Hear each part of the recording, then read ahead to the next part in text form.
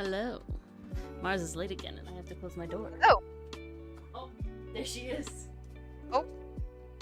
Why can I barely hear you? Because I walked away from my mic to close my door. Oh my gosh, I thought my volume was that bad. No, which you would have heard if you were on time. No. How dare you? I know, Amazing so Pastry bad. Puff.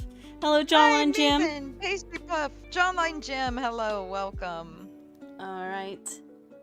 Well, today, on this kind of mediocre Thursday, if I'm being honest, right? Yeah, it's Thursday. Kinda eh. I was about to ask Ori, how'd you do with all the rain this morning?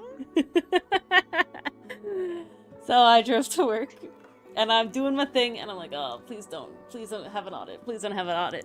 Sadly, I had an audit.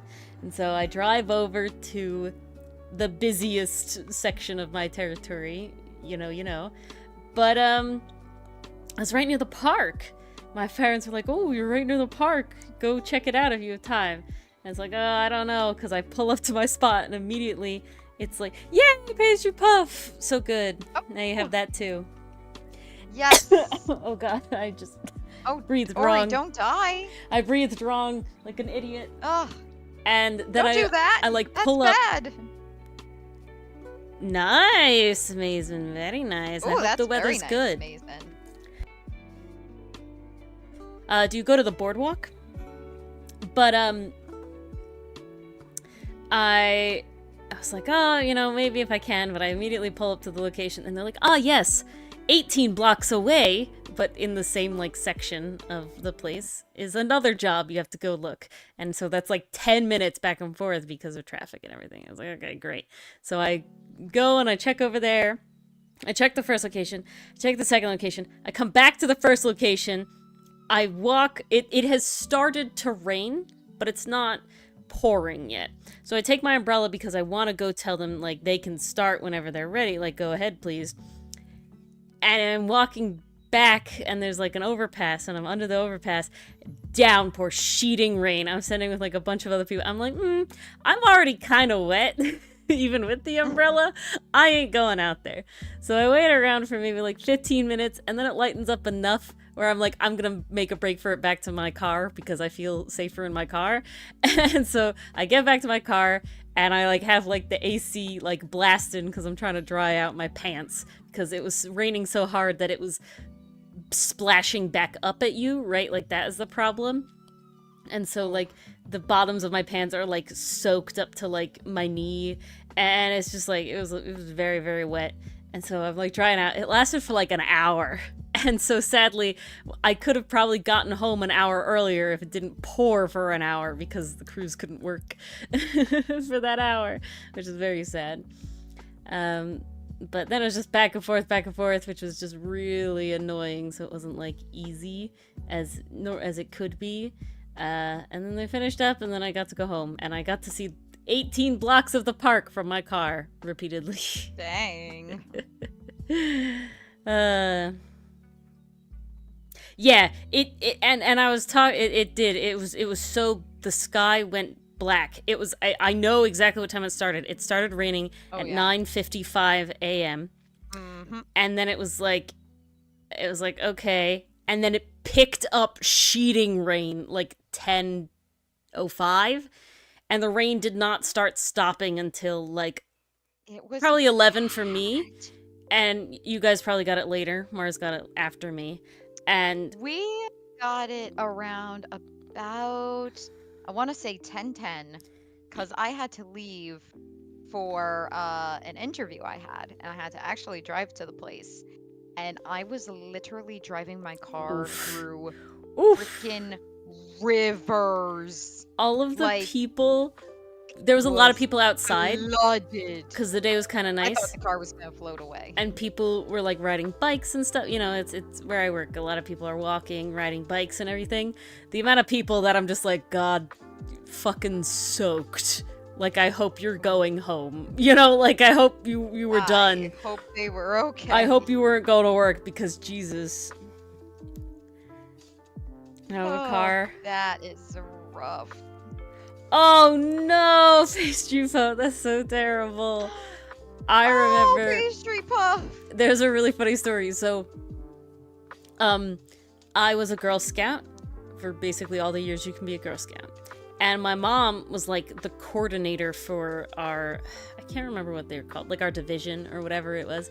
And so when Girl Scout cookies came, she had to coordinate the truck coming to the parking lot location, all of the people to come and pick up. Yeah, no, it was more than just my troop. It was like all the troops within like the 2 towns, like within the division. So it's all the different troops, specifically for like the cookies. And other stuff too. She did other stuff too. But so it was like multiple troops. And so you would get like a big container truck of the cookies. And basically it was always, you know, because I was her daughter and because my dad's her husband, we were always immediately roped into being part of the people to unpack the pallets of cookies into the orders that the troop leaders then had to pick up. Right, so it was like, oh, if they ordered, you know, 5 cases of tagalongs, 10 cases of, you know, trefoils, whatever, we had to make the piles of those cookies and then have district. That's what it is. I think it's district. Thanks, Jim. I think it's district. Council is like the total overseeing of multiple districts. So I'm pretty sure it was district, because we went to Girl Scout Council sometimes. Council headquarters. But there was one year that I couldn't help because I had NISMA, which is like this music thing. And so it's like for like 5 weekends, 5 Saturdays or something, you get on a bus and you go to this other, you know, it's usually a school somewhere. They bus you to a school somewhere where you either sing in a choir or you sing or you play in like the band or the orchestra, and it's like an invite thing. It's not music summer camp. It's like, so you do a test. Okay, backing up. So if you play an instrument or if you sing, you can learn a specific piece of music from like a book. It was like a book and it had a bunch of different, you know, like a lot of classical pieces and stuff, but they were all rated on difficulty. And so it was like 1 through 5, and 1 is the easiest and 5 is the hardest. And you would learn that piece, and then you would perform that piece in front of a panel of like 3 judges, and then they would give you a score. And the people with the highest scores were then invited to go to this special thing for all the special kids that took this, you know, that did this challenge, basically. And it was like a special invite to go, and you would learn like a piece of music again over the course of like, you were there for basically school for like 5 Saturdays or something like that. And then you would perform it, and it was like a high honor. And then it's like you could get tested, you could go to like the next higher up grouping, and there's a lot of stuff.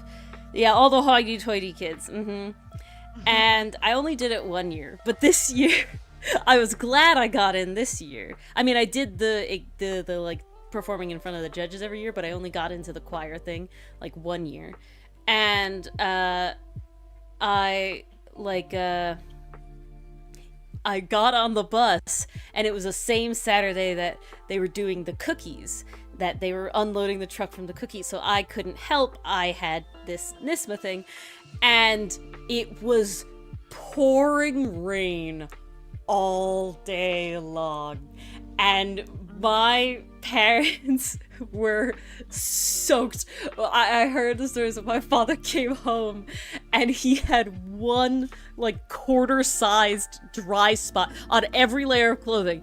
Like there was one quarter-sized dry spot on his pants for some reason, like on the butt. Nobody knows why, but that one spot was the only dry spot on the entirety of my dad, because they were out there for hours and it poured all day. And I hate, despise, like sensory-wise, having wet clothes. Like I would, like, for the longest time I would throw tantrums, like, you know, and only relatively recently in my life, you know, like mid-high school, wasn't like I could tolerate it, but I'm incredibly uncomfortable and I can't focus on anything else, and it's really bad. And so I was like, thank the Lord that I was in a bus and going to another school, because I was like, oh my god. Yeah, right, Mason? However, if I'm in a bathing suit, all bets are off. That's meant to be wet and it's already tight and like we're good. But real clothes touching me and being damp is like, I want to die. I can't do it. I hate it so much. And I'll like shove tissues and like, you know, if there's like a sleeve, I'll roll it up so I don't touch the thing anymore. Couldn't you just get the car, pull them over, and then manually deliver? The problem is, Aaron, is that you literally, there is a box, like there's a truck that delivers its trailer to a location, and that has all of the cookies for like 50 Girl Scout troops, and they have to pick up their cookies from that location, and they can come from a very wide range of areas. It can be difficult to fit.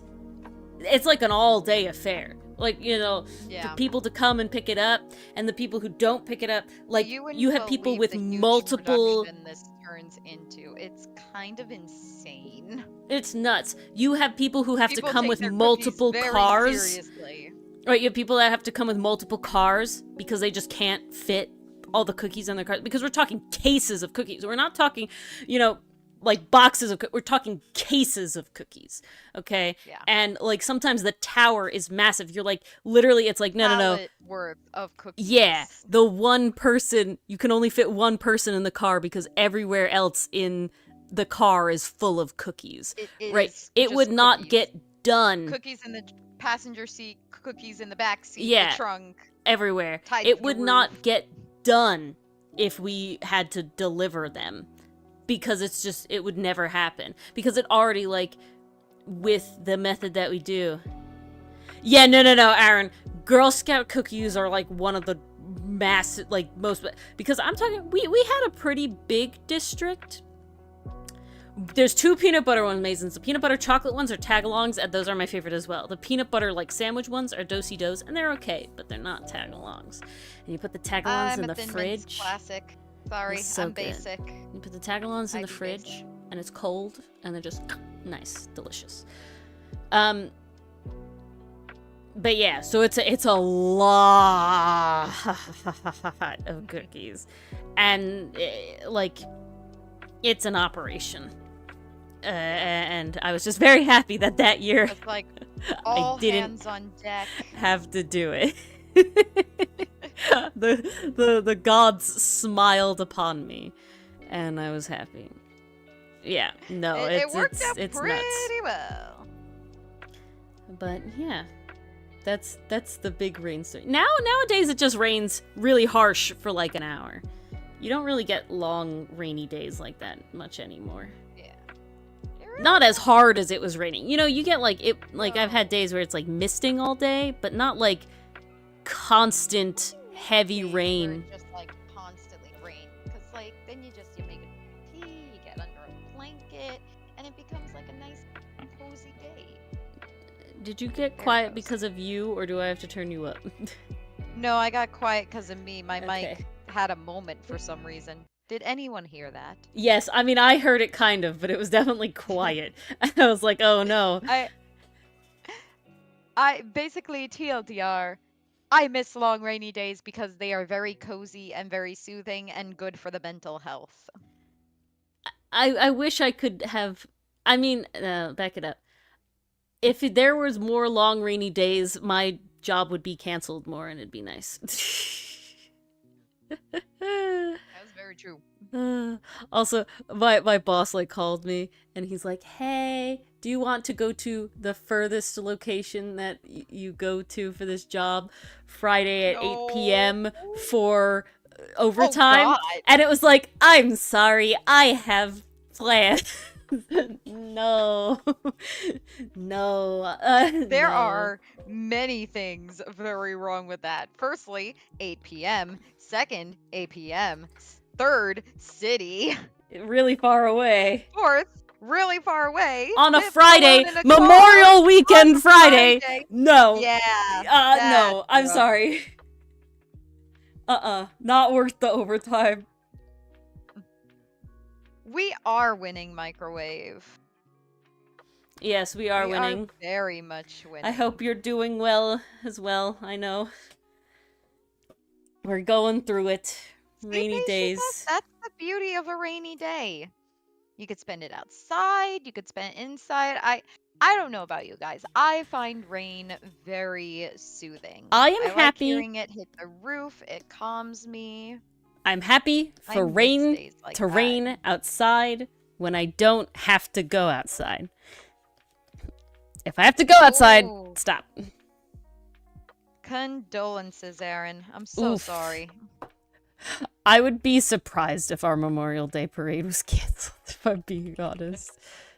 I think they hold that damn thing rain or shine. Like I'm pretty sure that we marched in the rain. No. I guarantee it. God, no. I'm pretty sure I watched you march in the rain. In the rain! Yeah. I think it rained one time for our big, like, competition as well. And it was like, oh god. That sucked, too. Yeah. Because then it was if you cold. can't stay inside on a rainy day, then it's just kind of miserable. Then it's like sad, driving today. God, I never want to do that again. That was horrible. So, I had a job interview that was a little far away from where I live. Not crazy far, but a little far. So, it was raining and this traffic on this one area that gets really bad. So, when I plugged the location in my GPS, I was like, okay, I'm going to find a back route and I'm going to select the one with like the fewest turns because it's raining. I want to make things easy for myself. Okay, so the GPS has an option for the fewest turns.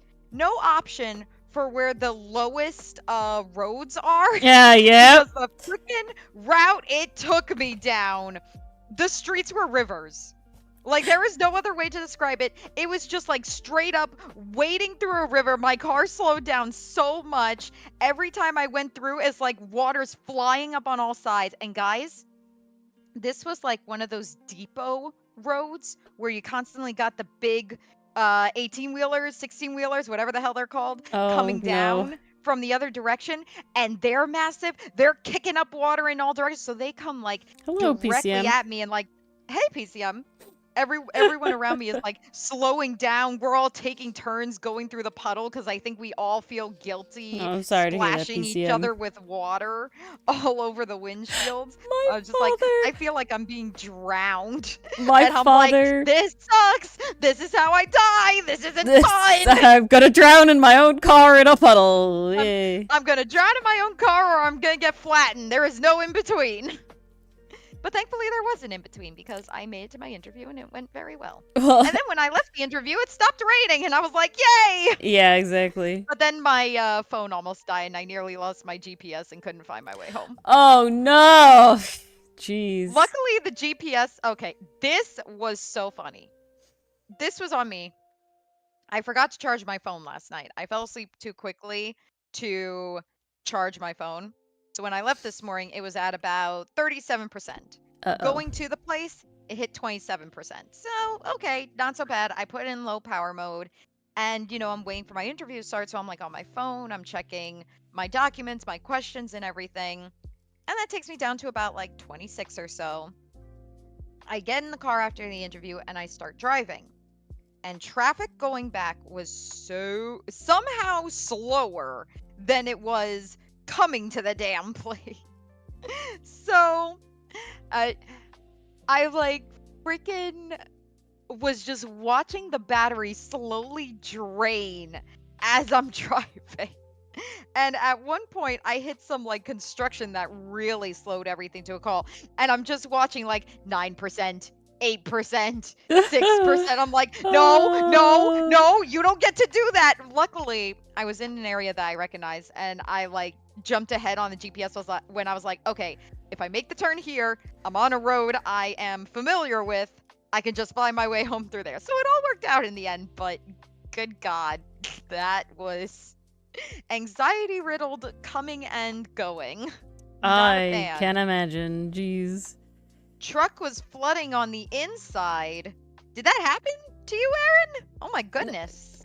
Well, I have a so my dad tells this story about he was once like a truck driver for a job for a little bit, and he wasn't driving the truck. He's like the second. You know, you usually have two guys in a truck, so he was in the passenger seat, and it wasn't raining at the time, but they were coming down on a hill that ended in a big puddle. And they saw a woman driving her car in the opposite direction with her window on their side completely rolled down.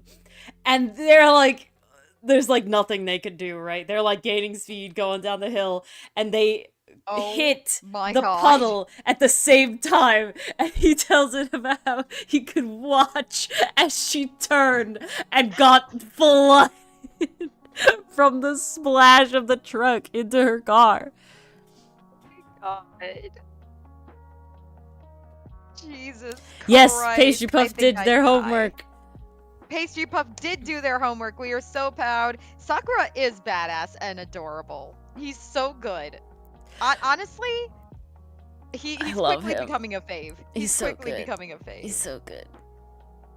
The latest thing I've heard with quote-unquote gang animes, everyone was like, Tokyo Revengers, woohoo! I'm like, nah, man, Windbreaker is where it's at. Windbreaker, also, like, it's like one of those things where it's like, it's kind of a funny premise when you actually think about it. Like, oh yes, this town has just let this school literally not teach anything.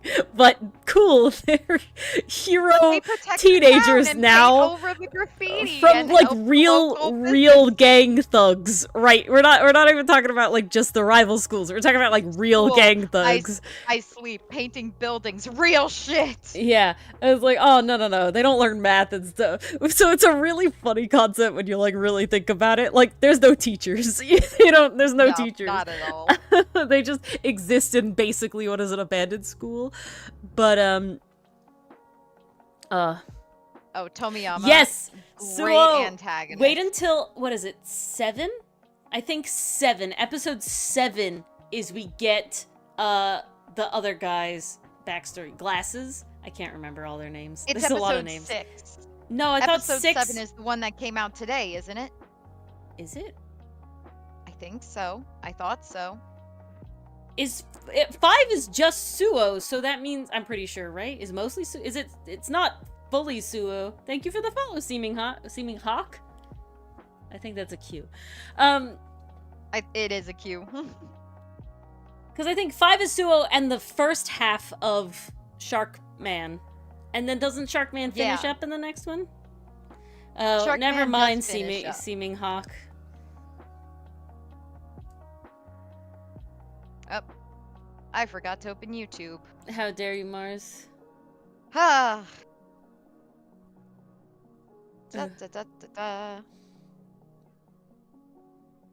Why can I not?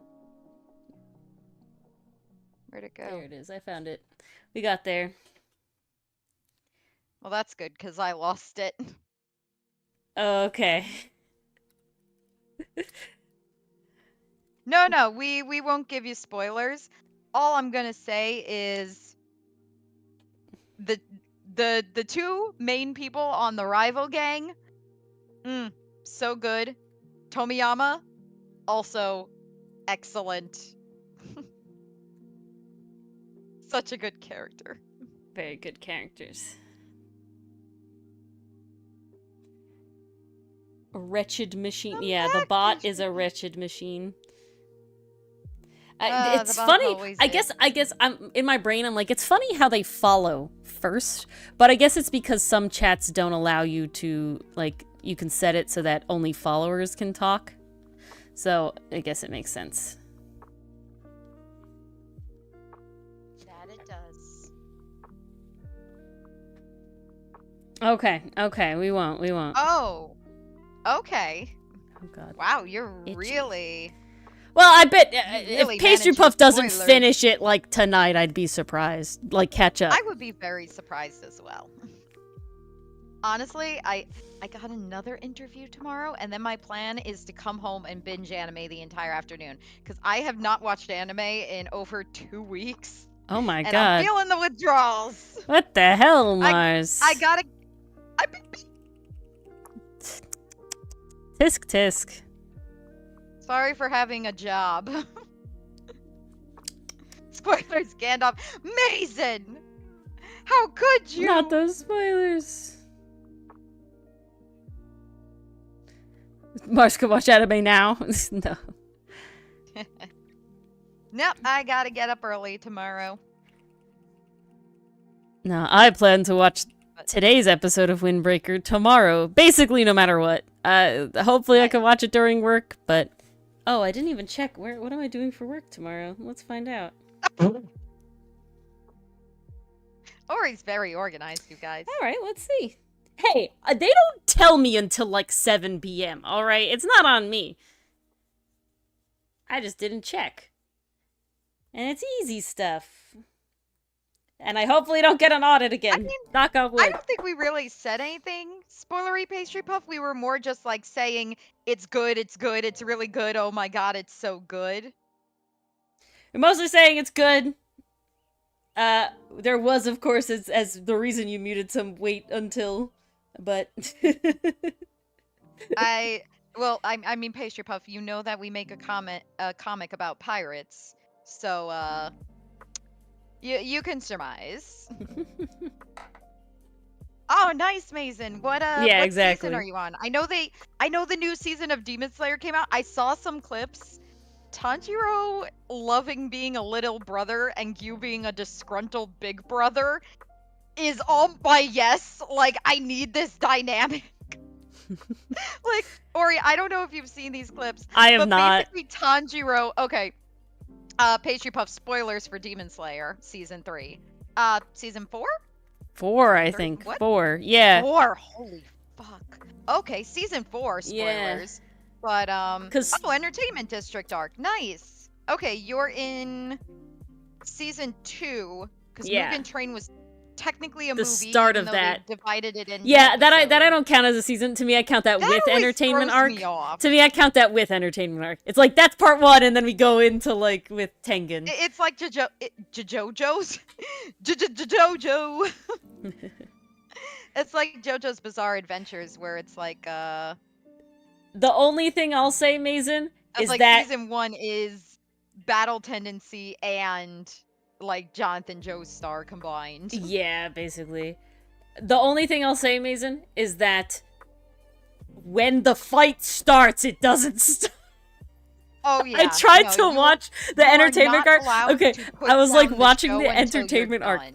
Yeah, it had been out for a while, and I was like trying to catch up because I think Mars and I planned to watch season 3 together or something like that.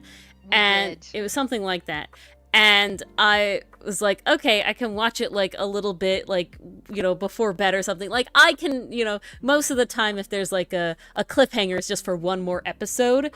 And then, no, I won't say it's just like DBZ. It's not drawn out in any way. It's not like, it's done very well. It's literally just all I'm saying is that it's like, everything happens at once. There's every like, episode is a murderous cliffhanger where I literally stayed up till like 4 a.m. because I could not know how it, like, I couldn't go to sleep. It was like, I couldn't stop. I couldn't leave it off. And it's the majority of the thing. I love Hajime. I love him so much. I also think it's funny, Pastry Puff. I also only call him Hajime. His last name is like, it doesn't stick in my brain. But I love Hajime because Hajime is Menomiya or something like that. Yeah, I don't know. But Hajime is literally the word for like begin, and you use it when you start fights, and so I just love it so much. I love it so much. Oh, 100%. But the second I saw his name was Hajime, I was like, oh my god. So funny.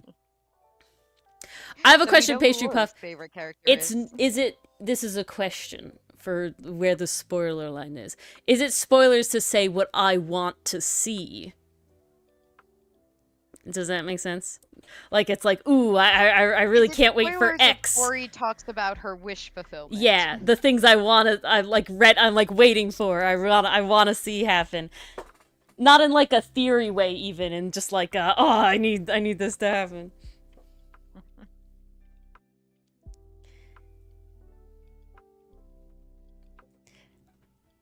Like if Ori were to talk about, I really want because the only part of the I need to see this fight happen. Yeah, like, the only that. part of the spoilers would be the fact that you would know that it hasn't happened in what I've watched. That's it.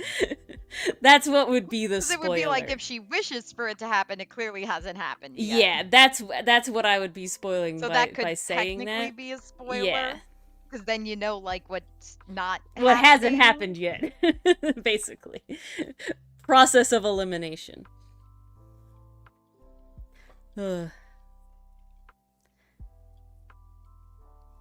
Yeah, I mean, like, it's still... Basically, I am really excited to see Hajime's fight. That's what I want. I really need to see it. I'm pretty sure it's in tonight's episode. I hope so. Haven't seen it yet. I need it. Need it so bad. I need it.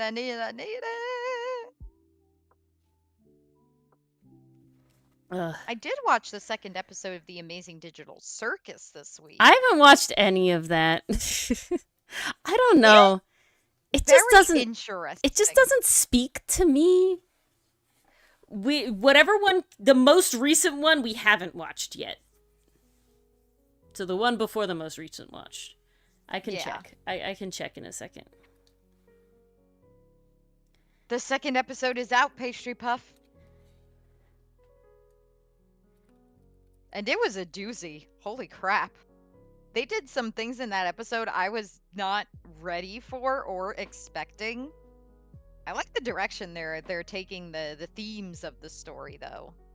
Yes, we have watched up through 7, not 8. 8 just came out this evening. Okay. And I honestly might have to watch it before I go to bed. I don't think I can wait. Especially if it's the Hajime fight. Hajime, let's go! Goodness, what's with the bots tonight? Oh my, there's another one. Oh, they don't show up on YouTube, it's on Twitch. Yeah, they've been on Twitch. But, yeah, so Windbreaker comes out on, like, Thursday evenings. Yes. I think it's around, like... When did I watch? Maybe like 5 p.m.-ish? At least on what we watch it on. Which is sadly not Crunchyroll. Pretty good about staying up to date.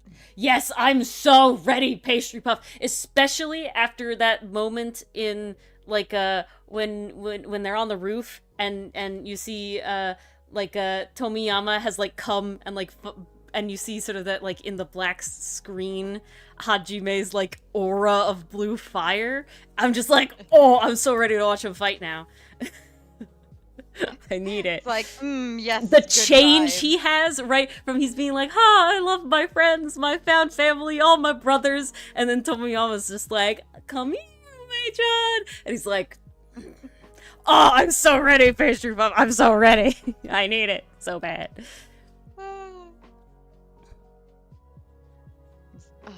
Such good vibes. I'm like, craving, need it.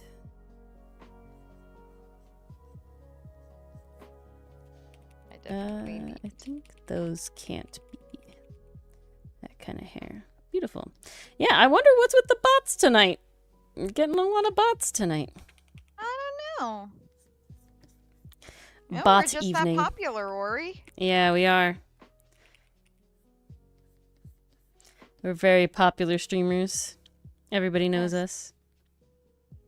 Look at us go. We're household names. Yeah. You could talk to anybody on the street and they know the Origami stream. Yes, they do it. I think they do it really well, Pastry Puff, where they, like, you know, they keep the animation kind of simple and minimal outside of that, but then the fights go really hard. And I also like how I can't remember. love I the know it's an episode you've animation seen. It's an earlier episode. around Sakura's anxieties. Exactly, my Like grave tree. that's literally episode 1, where he has that like dream sequence about people ridiculing him in the past, and it goes all sketchy and monotone, black and white. Like that was so good. Such a good way to use the art to convey what a character is feeling. I was talking about Neffy PCM.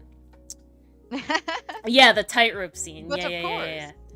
What was I gonna say? Okay, also the way that in the opening, they animate them all putting on their jacket is really, really, just. It's so slick. It's so good.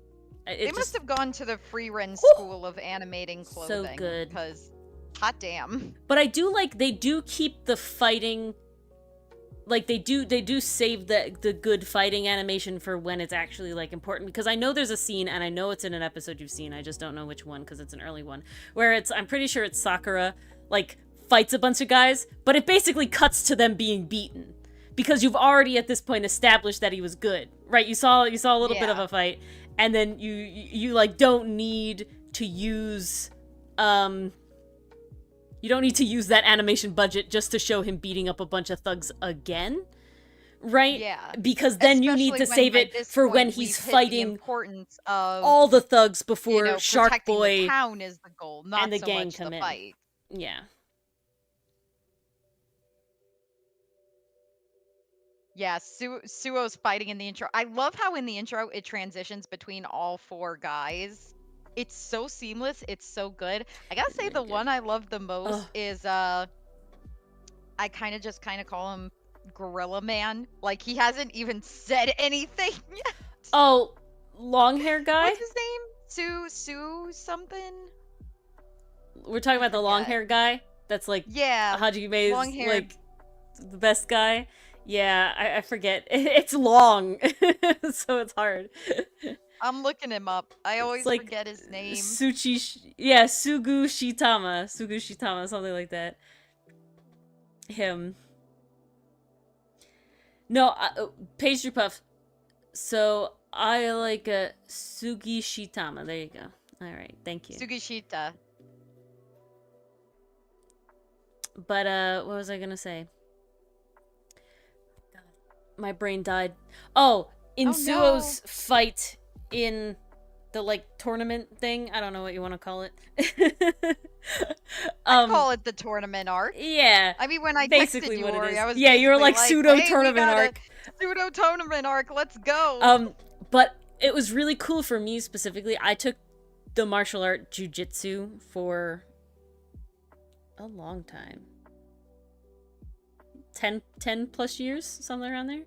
And so a lot, if not almost all of what he did is like a jujitsu move. And I know they talk about after where it's like, oh, like my master didn't have like a specific domination. Yeah, like it's a mashup. Like it's a mashup. But that's kind of what jujitsu is supposed to be. It's like judo and other martial arts together. So it was really cool. Like a lot of his sweeps and his throws and his like the way he like moved and like redirected the punches. That was exactly like what I learned how to do.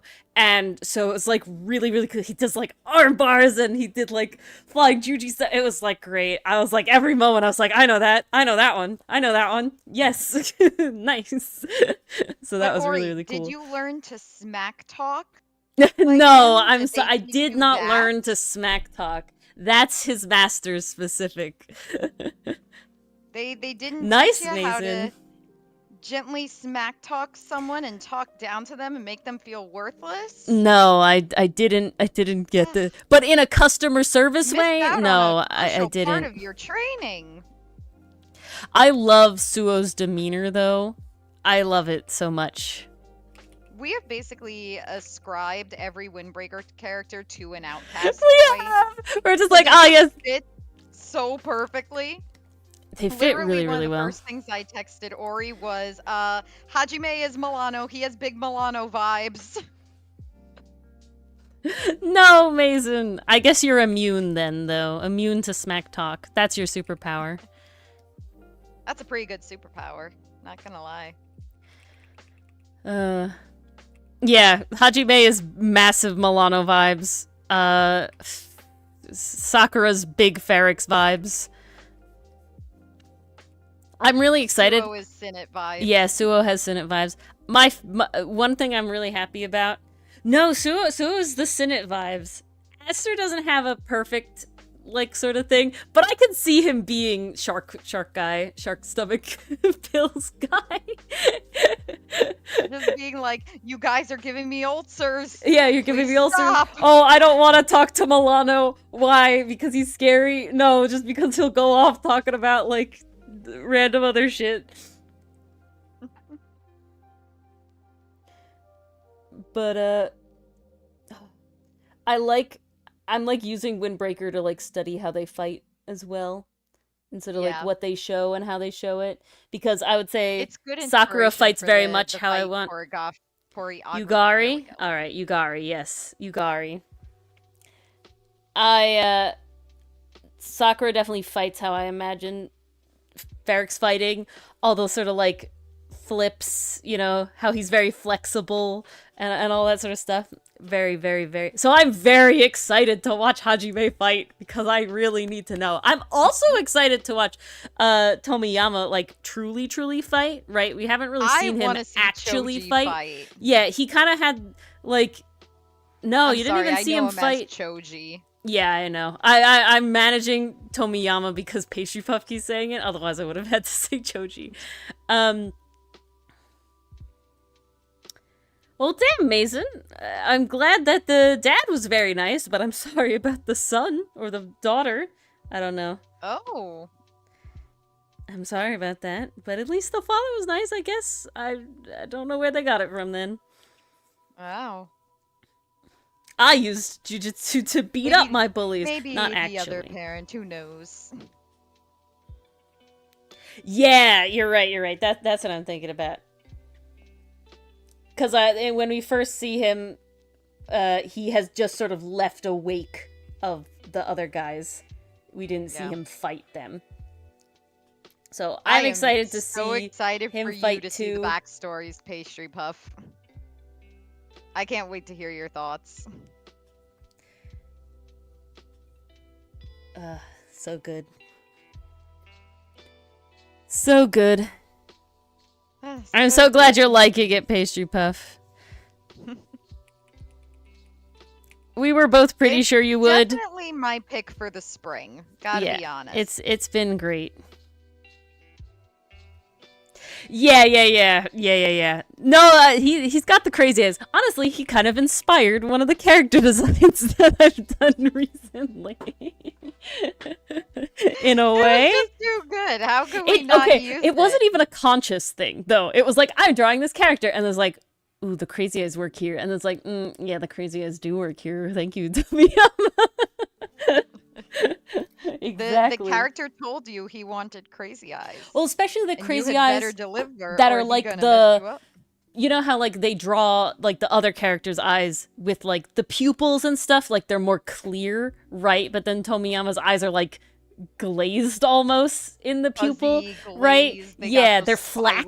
You know, they're not like defined. Yeah. It's just so good. It's so good. The way though he's creepy Pastry Puff, but the way he talks is like, at least he's having a good time, you know? At least he's enjoying himself, I guess. Oh, I just want to have fun. Tomiyama just wants to have fun. Joji just wants to have fun. So good. And then I need to catch up on Kaiju number 8 as well. I'm behind on that. I'm behind on Spice and Wolf. I'm caught up on Daimo Kairi. Yeah, I'm caught up on the 2 anime that I watch by myself that are coming out, which is Tadaimo Kairi and Windbreaker. Well, I mean, I will be very soon.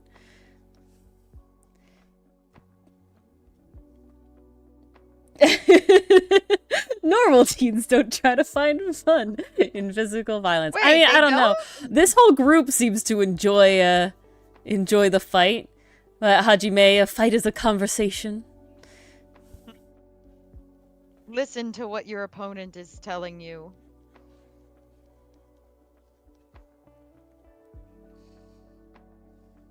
So good. I have seen way too many people hate on the blonde character with the notebook. He just gives near Zenitsu vibes, and I gotta admit, I'm really sad that he doesn't have the glasses again. I'm very, very sad that he hasn't worn the glasses again. They were so good, they were so iconic. I loved how they looked, and then he just never wears them again, at least so far. And I'm just like, I want them. Like, you Bring got back me. the glasses. Mason asks, will she be able to understand the plot if she hasn't seen Kaijus 1 through 7? I mean, has Mara seen Kaijus 1 through 7? They haven't been introduced, but the villain has in the most recent of episodes that I've seen, and he's got a number attached to him, and he's also voiced by Sayu. Oh yeah, you told me. I may have to switch to dub. I'm so bad. Literally, anytime I'm about to start an anime, if there is like a dub, I'm like, look up the cast. Oh, is Sayu in it? Yes, I'm watching the dub. Is Zeno Robinson in it? Is Amelie in it? Yeah, guess I'm watching the dub. That's my criteria. That's literally, because I literally was like, oh, I'm gonna watch Windbreaker. Let me see who's in the dub. Nobody I really recognize. And I like went through to see if they had like voiced other characters I knew or anything. I was like, oh, not really. Not a cast that I'm familiar with. So I'm like, all right, the sub has 2 more episodes out than the dub. I'm gonna watch the sub so I could be caught up. Yeah. I will find cruel to Kirei, Peishi Prof. I don't know why. I guess because they kind of say like he just kind of exposits exposition and talks about the other characters' fighting styles as like a means of convenience for the audience. But 1, it's a means of convenience for the audience. He serves that quasi-narration purpose. And 2, no one had an issue when Deku was doing it with his hero book. Art Deco. Well, he basically has the same Deku. thing with the book. I will say when we first met, the exact same thing, and no one had an issue when Deku was doing it. when we first met him, like in his very like introduction, I will say I was a bit nervous because like the voice acting on him is very similar to Zenitsu, and I was just like, I don't, and just characters Zenitsu of that is vein, kind of a love him or and I'm hate just him like, type of character. like, I want to like Zenitsu, but he whines too much and cries too much, right? Like, he could be really cool, but it's, like, over the edge for me. And on top of that, with all of his stuff with, like, what's her name? The sister? Nezuko. Yeah, Nezuko. I just can't do it. I just can't. I hate that on top of it. I did end up enjoying Kiri because he is just enamored by everybody, like it's a good time. And also he gives like mom friend vibes to like Sakura, right? Where he's like, no, like, He's literally like, son, holding him stop! back from every single fight. Like, please stop getting into these Oh, exactly, fights. Mason. That's why Zenitsu is like, Zenitsu's a cool concept, but executed in a way that I don't like it. Kiri has to physically hold back Sakura in basically every scene. Like, please stop fighting. These people are on your side. Yeah, and so it's like, oh my god. But, my brain just died. Yeah, but so I did end up liking him in the end, and I'm sad that he has yet to put the glasses back on, and I'm so sad about that, because I honestly loved the look with the freaking, like, the like, glasses neck chain that's normally, like, associated with, like, older women. I was just like, this is such a vibe. Like, I need a character like this. This is such a vibe. Like, he vibes so hard. Dangle earrings. Yes, and I love it so much. Holy fuck. Give Kiri his my fucking god. chain glasses. Oh my god. Fucking Suo's earrings. Top tier, man. Jesus Christ. Hello, cool cat. Hiya, cool cat. We are gushing about Windbreaker again. I like that idea, Pastry Buff. Mm. More actual friends, yeah. Especially with the way that that group is like set up, right? Where they're like, oh yeah, let's beat that one guy that Sakura and Sugi Shita yep, that's his Sugishita, I name, think. kicked, to save the middle school student. Right? Like let's do Also, that. the duo shot of them Oh, just, that was like, so good. taking that fool down Also in like was episode so good. 2, I think it is. It's maybe 1. It's 1 or 2. We get the close up of Sakura and he smirks just a little bit. And it's just like, ooh, ooh. Ori was Oh. sending me so many screenshots, So you guys. good. That's when I know I've recommended a good one. I will say, yeah, man, I went hard for most on this one. I obviously didn't do it for Link. Maybe I did do a little for Link Click. You did a little for I think I Link Click, did. but it wasn't as easy because there were no subtitles. Yeah, exactly. That's the other thing. So I you was like couldn't screenshotting capture, like, subtitles for lines and Mars. stuff. Yeah. The one where we learn that poor baby Sakura is touch starved. I'm like, my boy, he needs all the hugs and head nookies and all this stuff. Really does. Naturally, I mean, characters with trauma, it's usually the way that it goes, and sometimes it's if you can relate in some way, whether the exact thing has happened to you, but it just is like relatable, Yeah. Understandable. Gee, that sounds like something we're doing with the Outcast boys. Oh yeah, all of the boys. Pick your trauma buddy from the Outcast boys. Pick your trauma buddy. That's good. I'm gonna have to start using that one. I have just eaten Smarties, so I'm sorry if I sound weird for a little bit. Smarties affect how you talk? 'Cause you can't crush them, that's not right! What do you gotta mean by savor the crush them? Smarties. You don't bite them? Mm-mm! I didn't know that about you. Smarties are one of my favorite candies ever. You have to savor Really? them. Mm-hmm. Oh, okay. And the white ones are the best ones. Very important. Good to know. Of all the snacks I've seen you eat, I don't think I've seen Smarties, for as much as you claim to love them. I definitely brought them to middle school a lot. I definitely traded them at our lunch trades, no doubt. That you probably did, but I remember you having chocolate way more than Smarties. Well, that's the other one. Those are the two good ones. Okay, well, it's hard to beat chocolate. I actually had a Boston cream donut before coming on stream. And it was like from a really good bakery, so it was like, oh, top tier. I also would say, like, Smarties are not chalk, Mason. But I will say... They're not chalk, they're delish. Smarties were always To kind of one of each those their snacks own. that you, like, got in, like packs of other you stuff. got them in a pack, you got them in party favor bags. Yeah, so it was, like they never were something the that you, like, go-to really, candy. really, like, bought, though, So when I saw them at the supermarket, I was like, yes, I will buy a whole bag of them. Yes. Ooh, a Costco hot dog. Nice. Ooh. That's pretty damn good. Gosh darn it, guys, you're gonna make me hungry. Pastry puff. I love... In animation, one of my favorite things in animation is getting to capture that transition. Right? So...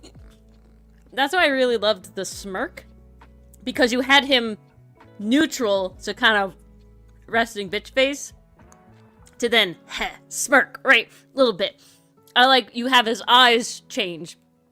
That's something that's hard to capture exactly the same in a still medium like a comic. Because you can't have the middle. And I find the middle is important. Well, you can have like a first and end. I feel like the middle part really, really sells it. And I love those kinds of shots. They're so good. Amazing. My favorite thing in elementary school, one of the administrative people, I don't know exactly what her role was, but, you know, people that worked in the office that weren't teachers, she dressed up for Halloween as, if anybody knows Reading Between the Lions, she dressed up as the Smarty Pants guy by taping rolls of Smarties to a pair of pants. And then having like suspenders and stuff. Brilliant. And she would go around and dance the Smarty Pants. Smarty Pants. Dance the Smarty Pants. Smarty Pants. I love that guy. Such a classic. Mm-hmm. So good. Toyohita. The girl that works at the I think diner it's the girl that makes that the we think the sister. rice. Yeah, omu rice. So yeah. Omu rice. But I definitely call her by her other name. Mm-hmm. My favorite thing in that moment Kotoha. is when Sakura Tachibana Kotoha.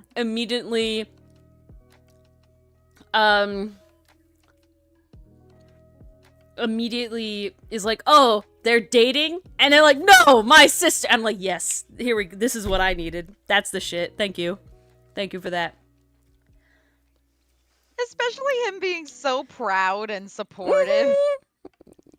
Just such good vibes all around. It's all the good yes, vibes. This is my sister. She makes the most amazing food ever, and look at this restaurant she runs. I'm so proud of her. It's so good.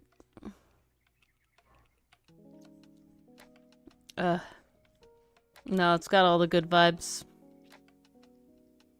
I am just happy that they gave her a personality. Mm-hmm. Always a concern.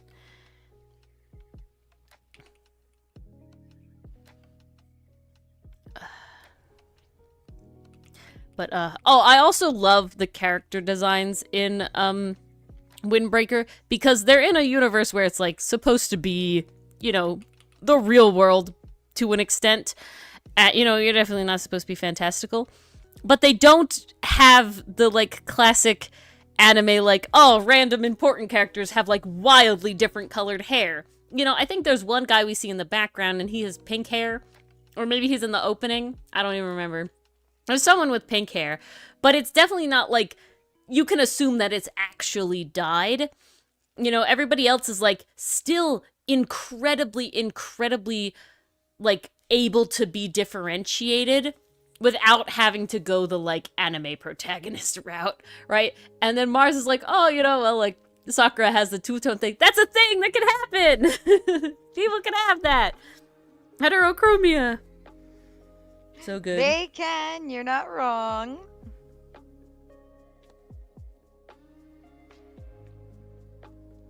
The guy with the hot dog phone. The guy with the hot dog phone? We're not reading Tarot, Oscar. We're making tarot.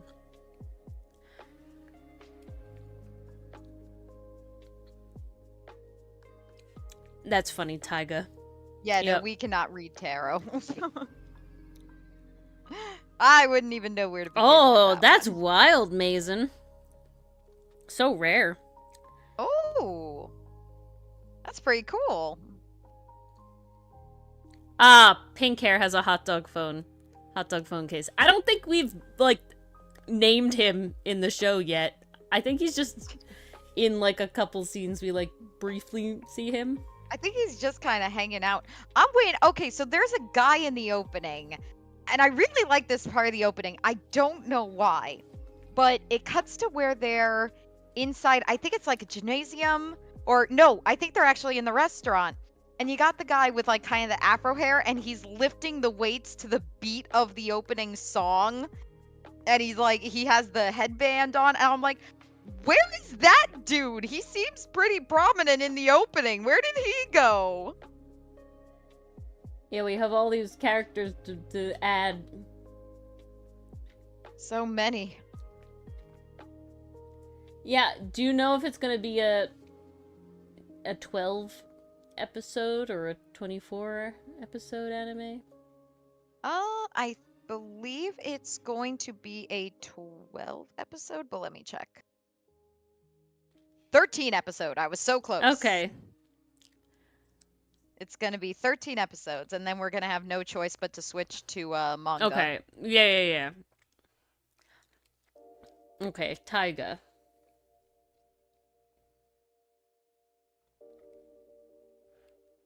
Taiga's the headband guy. Okay. Okay, yeah, I'm waiting for Taiga to get his moment, because I see him every time in the opening! And he's lifting those weights! I want to see more of him!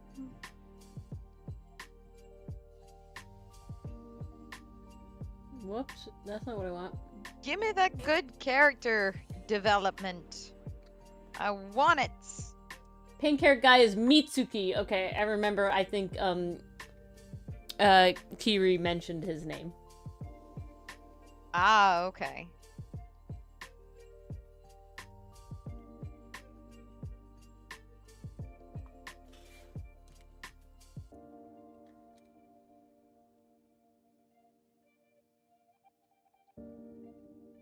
Kiryu Mitsuki. Kiryu Mitsuki. There we go.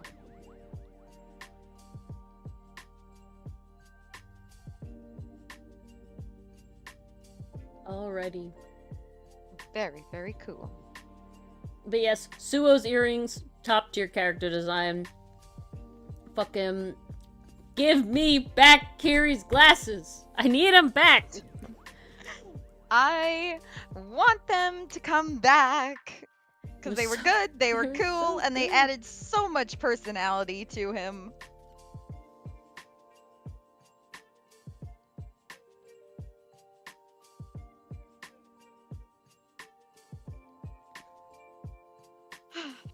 Justice for my boy, please. Please. His glasses are so good. All I ask. The little chains. Need. He rocked them so well. That's what it was, Pastry Puff. Little text box thing. Ah, yes. But yes, we're not reading tarot, we're designing tarot. Basically, all of the characters that our table has ever played, when it is one of the players' birthday, I draw one of their characters from a campaign that has ended / completed, and I make it into a little tarot card. Yes. And they always come out super cool, super amazing. They're like fully printed out, and they have like foil sticky on them. Oh no. I just realized that Gellig is from the Watery Grave, which has the worst foil thing to weed. Uh-oh. Pain and suffering. Well, that's unfortunate. It's very unfortunate. So, sorry, Ori. It's okay. After him, there's only one more Watery Grave character, and then they're all done.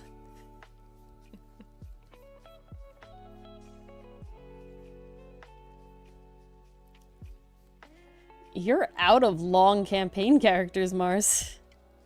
I think well, no, because you did design Miss Molly. Yeah. Well, no, Miss Molly can't be a tarot yet. Because the campaign has to finish first.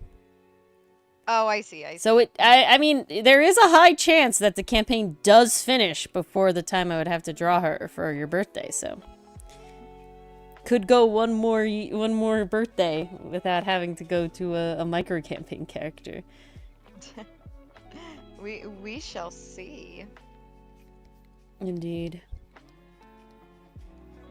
Nothing is for certain. Nothing is for certain, indeed. But I really like making them. They're very fun for me, and I like having the little physical thing in the end. I will also say it is incredibly fun to collect them and have a little keepsake of our Table's adventures. Yeah, And it's also that just a physical reference of these characters. and the poster. Those are the two It fun is things. immensely satisfying.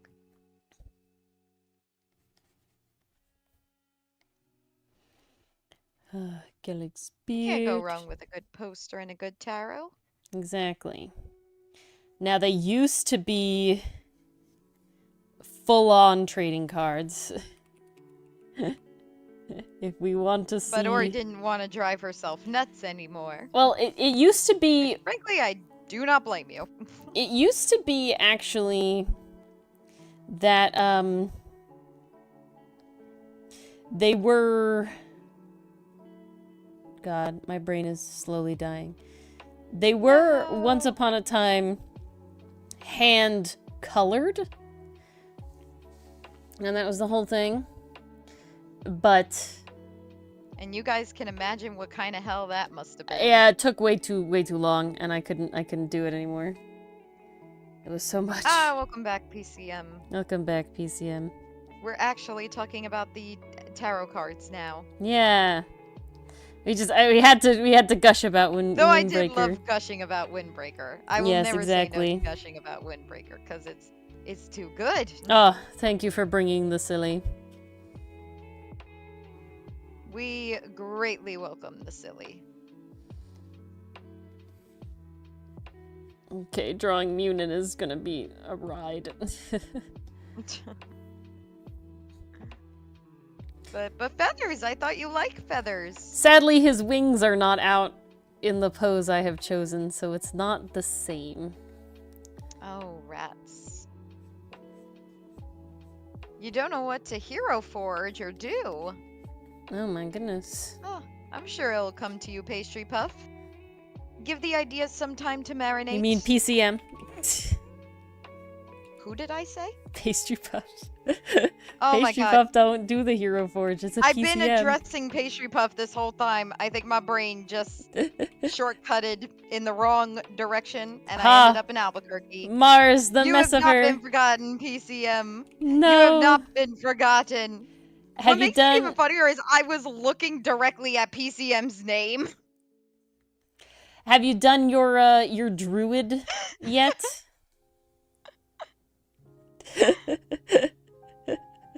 because we talked to you. It's for two reasons, Pastry Puff. It's for two reasons. One, at least in my view, you're both a gray, and you both start with a capital P. So it's very, very easy for my brain to just zip one way, especially if I've been talking to you, Pastry Puff, for a while, and then PCM comes in. The brain just is like, ah.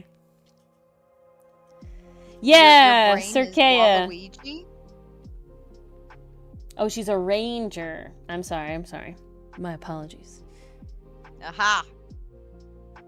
Ever make fan fiction of your own campaign on accident? How do you do that on accident? I don't know how you do that on accident. That's so hard, Pastry Puff. I must say. I will say, this show is one of the hardest shows to ask me that question, because I love Hajime because Milano's my boy, and like Hajime is just like also Milano. So it's like, really like him. But I am also an incredible main character simp, and I love Sakura, and I love how he fights, and I love how he acts, and I love how he, he's rallying everybody around it. Classic shonen shit, and I'm just fucking here for it, and I really, really, really need it. Ooh, yes, PCM, of course. Then Suo also exists with his yes, amazing but I also like Suo. I feel like I will never like... I feel like I can't say Suo is my favorite, solely just because we still don't know a lot about him. If we do get more about him, there's a chance. But, it's like... I think I'd right now have to say Sakura, but we'll have to wait and see how everybody else's character develops. You know what I'm saying? How much we get on Suo and Hajime. Because that'll matter. Yeah. It's kind of one of those things where it's so early in the story. It is very early, yeah. Really especially with such a hard to large predict. cast, right? It's not that large, but it is a fair amount of characters. It's Got the 5-man band. Academia sized. Like, they got a lot of kind of main characters. Dude, love their Tomiya because he's a little roster. shit. He is a little shit.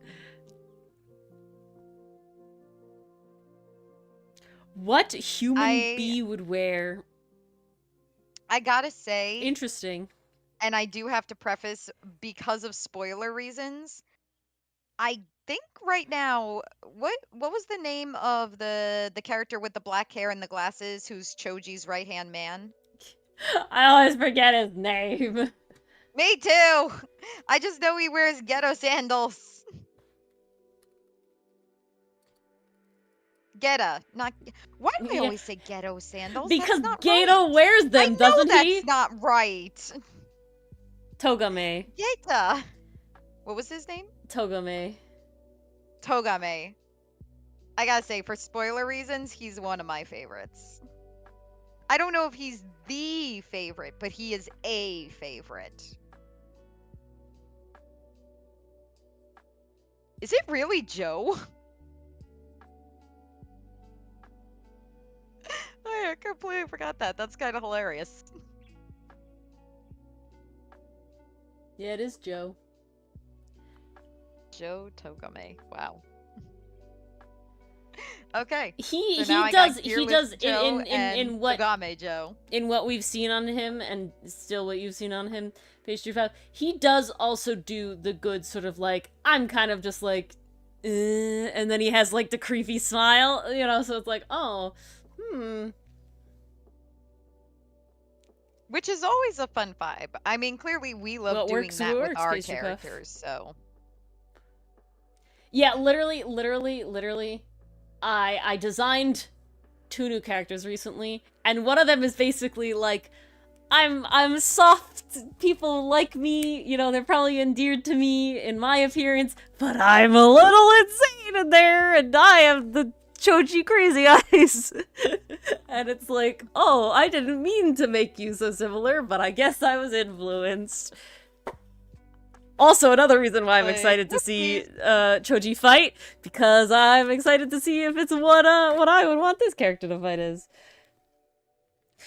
Mars and I talked a lot about fighting in our last business That was meeting. yesterday. That was freaking yesterday. So recent. Yes, Pastry Puff. Ugh. Oh, You shall goodness. see, Pastry Puff. You shall see. We're getting into this we can't talk now territory. That's all I'm saying. That's all I'm saying. I know. I'm telling Pastry Puff where it's like, I would love to talk more, but you need to do more homework first. We can't just give you the answer. I think Pastry Puff would be very mad at us if we did. That is very true. So it works out perfectly. It does work out perfectly. And thus, no spoilers here. Amazing. Joe is one of the characters, apparently, from Windbreaker. I definitely know him better as Togame, because that's the name they use more frequently in the show. I will say, there's definitely, like, I always, and this is, you know, more just a me thing, but I do find in large casts of characters, I do have difficulty grasping the names rather quickly. Because, Same here. especially when there's enough characters where you are having characters call them by their 2 different names, right? Because, like, in English, you don't do that. You have your first name, and, like, sometimes you call, like, you know, Mr. or Ms. or whatever, you know, last name, but I feel like that's only reserved for adults. That's only Like, reserved you're for not adults, going to see that and happen that's with high school characters. really, yeah, it would never happen with high school characters, and it would never be, like, I have never held a bee. I have had bees touch me and land on me, and I'm a little skittish, so it always startles me. But I've never, like, purposefully held a bee. I have also Perfect, not Pastry Puff, held because I'm totally a watching bee. episode 8 tonight. Like, stream's gonna end. I'm gonna, like, get ready for bed, and I'm gonna lie in bed, and I'm gonna watch fucking episode 8, because I can't wait. I can't do it. I don't think I can wait until tomorrow. I really can't. I'm dying here. shit, I guess I'm watching it too, because I can't have you be ahead of me. That's illegal. Oh, I'm ahead of you in Tadaima Kairi. I gotta catch up on that too. Also, they fucking name drop in the most recent episode. It's so good.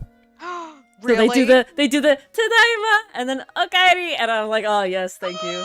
It's so good. I need it. It's so good. Very silly little thing. Let's see these silly little things. Boop, boop, boop. Very silly things in the open Bleh. exhibit. Love it. Didn't make a paladin too hard. Oh, Dragonborn paladin too hard. Nice. Nice. Oh, look at these. Oh, I The love the blip. little. I love it. Little bird. I mean, what? This lizard folk one, it looks really cool. Oh, wow. Are they a lizard folk? Look at the buddies. I think the druid. Oh, a blade singer. That's what that one is. I like that one's design. The blade singer. What the?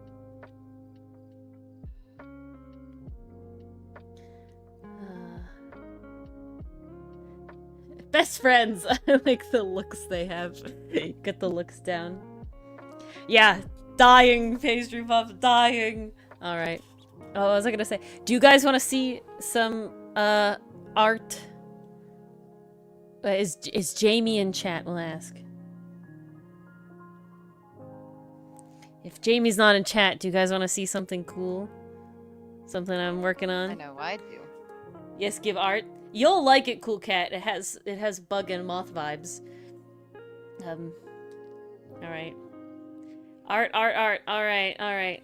So I think people want the art. Jamie It's just a commissioned me to draw their character, Jellin, who was that like cordyceps 3-creen character I made during that PC Emoji Codebreak. Ooh, I can show that to refresh everybody. This one. So this was Jamie's, and it's the character they're currently playing in the campaign. And they showed it to their like table and everything, and they all really liked it. So Jamie commissioned me for a full body, and I was getting the sketch down earlier today. And this is where we're at, which I'm very happy with. I really like the flow. The cape is gonna be oleander hawkmoth wings going on. And yeah, I just like the flow and everything. It's really fun. Oh, that's such a cool pose. I love that.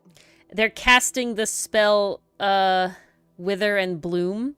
So the idea is it has this like leaves and stuff sweeping up, and then they sort of pass the sickle sort of decay and everything. So very, very fun there. I like that. I need to round this a little more, this area from the cape over, because I don't like how I don't like how it flows kind of not smoothly. So let me mark that while we're here. Something more like that. Yeah, see, you gotta follow the curve. Ooh. Beautiful. Oh, very nice. Ta-da! Yeah, best friends, PCM. Best friends. So yeah, very fun. Definitely a bit of a... Sometimes I struggle with the pose, sometimes I don't. This was a bit of a struggle. Versus these two were not. So this one, ooh, we'll show them both. This is Gellig, and he is a Beastmaster Ranger, and he had a Parrot-yn, which is a Parrot-yn, and the D&D Parrot-yn, not the cool regular Parrot-yn. And the noob of this campaign, oh no, PCM, that is a scary thought. That's a scary nickname. No, don't be the noob of this campaign. Oh, best friends! Oh my god, the angles. Unless, of course, that means they're happy and living their best life. Oh god, the shift there from her that smile, glowing green eyes to the black eyes and the no smile. Oh, creepy. That is wild. That's the opposite of Choji and Togame. But yeah, I don't know how well you guys can see in this little box, but it's Gellig and Munin from the poster. That's the reference I'm using, because that's the most recent art of him. And then we have Drace, who is going to stab himself with a big shard of glass. Because that's what he did in the campaign. A lot. Well then. It's certainly not happy stuff. There's a lot of stuff with her brother being a real asshole, and she kept trying to escape and kept torturing her. It's a lot of bad. Oof, that does sound like a lot of bad. Son of an archdevil! Oh my god. Whoa. Wow. Damn, yeah. I can see why his nickname is Noop of that campaign.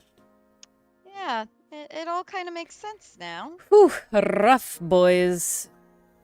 Rough boys indeed. This kind of comes up. Oh, made an offer for us. Jesus. Can't the man have his own soul? Can't the man keep a soul these days? Not in a D&D campaign, they can't. What's a man gotta do to be able to barter with his own soul? For his own soul? Huh? What's a man? What's a man? What's a man? What's a man? This is not the song that I should have done. No. My brain just changed the lyrics. Efforts are my brain was like, yes, there's a song that is like, what's a man gotta do? But that is not the song that came out of my mouth. that midnight brain kicking in hard. It is a slight against new PCM. The night stupid, if you will. Yes. Var sent me this post and it was like, yeah, guys, I was telling my friend, like, oh, you ever have, like, the night stupid where you just suddenly your brain stops working, they're fast or slow, and it's as you're working, you just get more and more night stupid as it progresses. And then the friend is like, that's tired. That's called tired. And it was like, But I will stand by the fact I find midnight brain to be a separate phenomenon, where I, as the majority, do not feel tired. No, it's like, I am awake. I am actually I can process. Relatively awake. The shit Tired I'm feels doing different. is stupid. But then suddenly, like, the brain just shuts off at one point, and, like, it's gone. Yeah. Everything I ever talked about for the last 10 minutes has just disappeared It's out just of the poof. window. Or suddenly you're talking normally, and then suddenly you just can't talk. You just stop being able to talk. That's midnight brain. You can't That's read night words. Stupid. That's why you don't draw often. See, the drawing for me works. I could draw very, very well. The drawing for Ori really works. I can draw late at like night. all day, I will say. I've never had a problem with it's like that. a superpower Ori has. It's so innate, I guess, in me. I love doing it so much that it is, you know, at a certain point, you know, just like the coloring view, it's relaxing. So, you know, for me, it's just like, we're chilling. There have been some times when it's like, no, or you should go to bed, you know. But I will say, vast majority of the times, it's like, no, we're vibing. You need to take advantage. Bye, cool cat. See you, cool cat.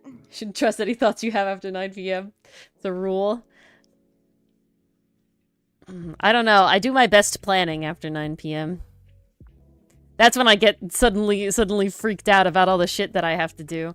And go write it all Brain down. blasts really do happen late at night. It's crazy. Like, And then I yes, write it all should I down. be in bed? Absolutely. But is it also when I get my best work done? Also, yes. I find I'm just like an anytime person, and so it's just like, nope, if it's now, it's now.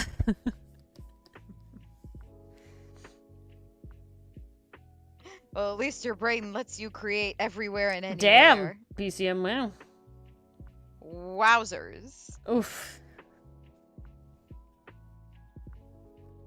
Ooh, You we should setting trust up her, for though. pain, Come aren't on. She knows what's up.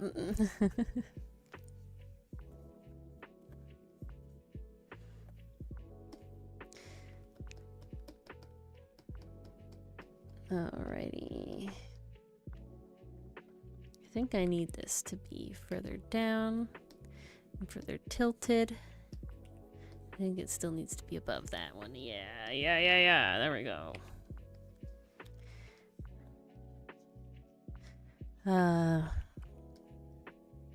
See, I've lost track of what we were saying, but not in like a midnight brain way, if I'm being honest. Did you like pick that up from somewhere, Mars, or did you just start saying that? Midnight brain? Yeah. I don't remember, honestly. Because that's definitely something we've gotten from you. You know, I never used that word before. That's a you word. I'm trying to think if, like, maybe I had friends who said that in college, or if... No, I don't know where I came up with that, to be honest. Maybe it's a Mars original. It could be. It could be a Mars original. I'm not sure. I really don't know. Midnight brain kicking in real hard now. Conrad is a broken man. Well, I guess at least it's not your character being the tortured soul this time, PCM. Who's kind of a nice is this change of pace. Is this is the same group then, I'm assuming, as the Noop group? The Noop group. Yeah, the Noop group. Because if so, my next question would be similar. Well, is Conrad's player a Noop group character? I'm using that word now. That is what it's called, the Noop group. Bossix players, the DM, nice. Oh. Ooh. Fits the universe of Warrior Cats. I can see it. Fan. Okay. Ah, he's not. Well, there you go. Very interesting. Oh, I mean, who doesn't ship Neffy and Marin? Come on. Sadly, PCM, you know what you did. You're not allowed to say sadly when you make all those hero forged models of them together, okay? That is a little, yeah, you're really not. You've lost the sadly privilege. I'm sorry, those are just the rules, PCM. No, hold on, wait. Totally see that. No, you can ship it. And everything. Yeah, you have to ship it. Now, I was gonna say I have to go back on that because, like, I make art of our boys shipped together, but I don't have a problem with the shipping. The shipping is fine, and I would never say sadly these two characters are shipped. That would be so never mind, we're good. It doesn't have to be canon, but you can't say sadly they're a shipper if you do the Hero Forge stuff like that, you know? Ah, look at that. And the Dragonborn is also not in the Noop group. How dare you guys get other friends? Okay. I'm just... Okay, you don't have to answer PCM if you don't want to, but I'm kind of just curious. Do you guys all know each other in real life, or did you find each other some other way? You knew one person in real life, and then they sort of knew other people? Yeah? Okay. This is for research. I'm just so curious, because I know our group is a real-life group. Nice. I feel like in general it seems like the people that know each other in real life stick together more often in groups, like for the long term, but maybe that's just a bias I've seen. I feel like that's accurate. Just because if you know each other in real life, you've like already been friends and you kind of maybe feel a little more commitment. I can't let this person down. Exactly. We must play D&D. The table that I play with, it started out with Dylan, Doug, myself. Well, it started out with Dylan, Doug, and two people that that were just people they knew online. One person they had played with before online specifically, and one person that was just like a random from like a finding, a group to play with group. Well, look at you now. Best friends. Yeah. Trauma buddies. That's how it starts. Ooh, that's fun, PCM. Ooh. Very nice. I'm glad you guys are finding people through the community. But and those two people eventually, you know, left for whatever reason. Like I joined where they were both in it, and then one of them left, and then the other person left, and we gained our next mainstay of our table, who Dylan met in real life through school, and he's a mainstay on our table. And then I was like, guys, I want a friend in here too. Mars has talked about D&D. Can we have her play? And we're like, yeah, perfect amount of players then for a table. And that's where we are. Yeah, I don't... And I've gotten better I at don't know. remembering my spell rolls, so I'm driving people less nuts now, so yay! That's exactly why I say, like, if you really try to analyze the world of Windbreaker, it falls apart really, really fast. Because there's literally no teachers, there's literally no adult in that school, okay? The townsfolk don't care. And it's like, whose children are these, right? None of the parents in the town care that their children aren't learning math and science and English. They're just not English, but writing, right? You know, like literature classes and writing classes. Well, I mean, who goes to school knows how to do their taxes, Pedro. But I mean, that's something you're not taught in school anyway. So, you know, whatever. But it is definitely like, yeah, there's literally no teacher. Frickin' Hajime is just on the loudspeaker doing whatever. Like, there's no administration there. Nope. I'm pretty sure there's no administration no at the other teachers, school no either. Like, come on. There's nothing at all. I think it's one of those things where you gotta accept, like, this is kind of urban fantasy, in a way. Well, I'd have to assume that the middle schools are like this too, Pastry Puff, because that one kid that we saw, I'm blanking on his name, but that they rescued from the Shichitoren, he was like from middle school, and he's like, I wanted to be like you guys, and he's from like their middle school, right? Because it was like he was their territory guy and everything, so it was like interesting. Sosoki. Alright, there you go. You got a really good memory for names, Pastry Puff, I gotta say. That's fun, PCM. We have RPG Maker. Ooh. Ooh. I missed the first part before obviously played. Ah, yes.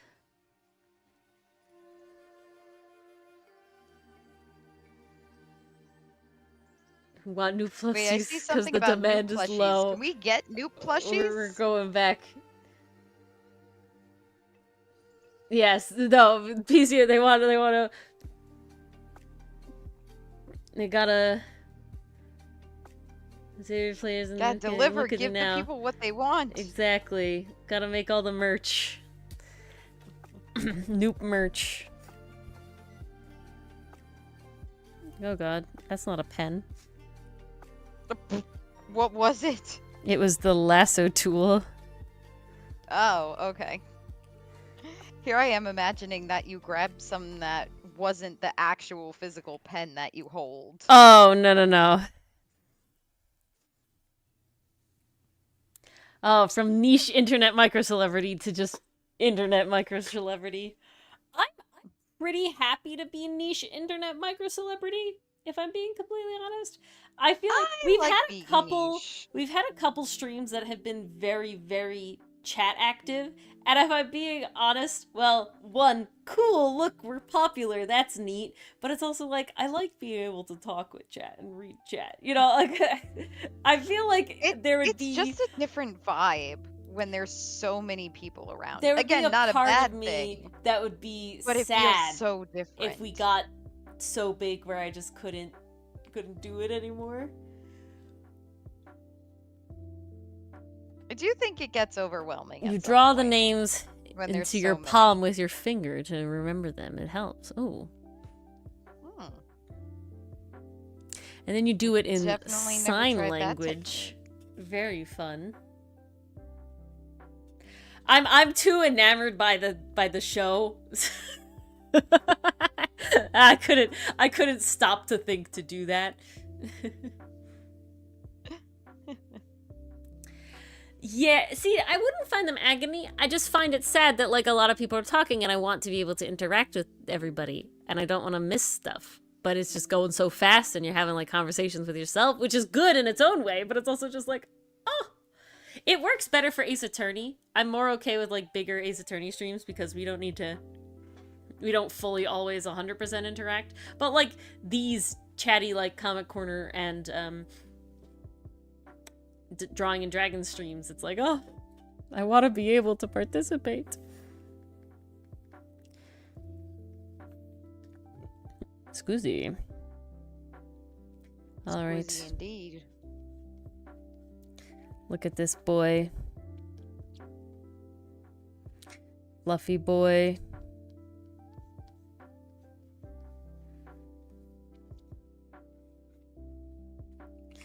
Alright. Ori has to draw wings and remember how they fold up. People pressure you to DM for no reason?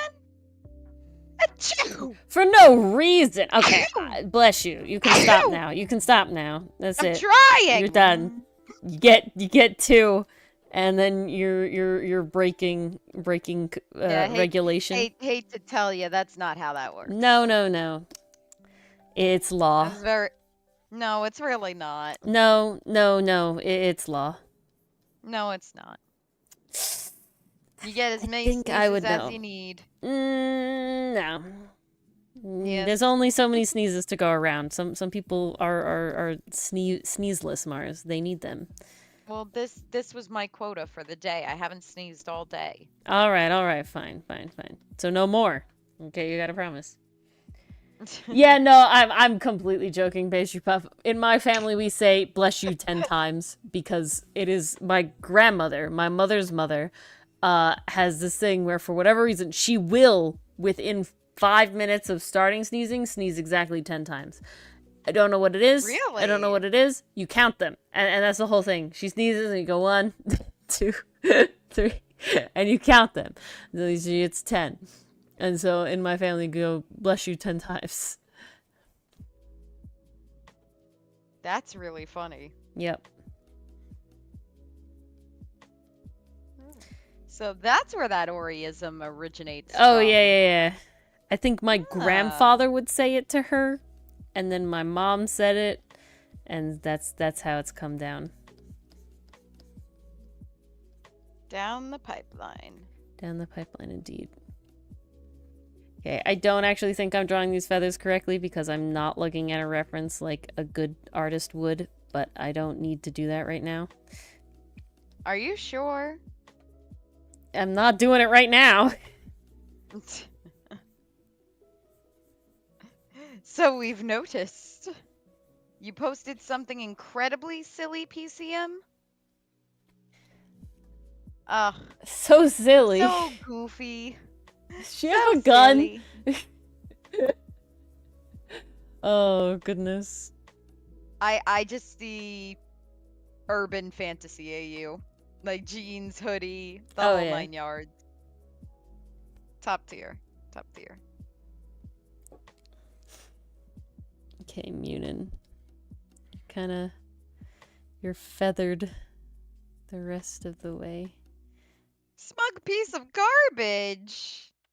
What? She's not garbage. So rude to your character, VCM. I could never. And people say we're harsh on the boys. I mean, actually, who has said that, though? I don't think we've actually had a single person say that. I'm sure somebody's thought it, at the very least. I'd be very surprised.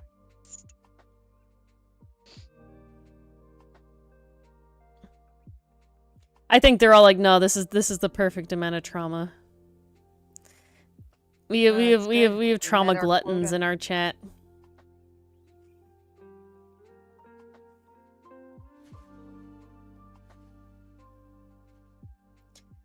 Okay. Beautiful. Oh, damn it. Mason now has been one person to say it. See? I told you someone was at least thinking it. I don't think Mason actually means it, but I could be wrong.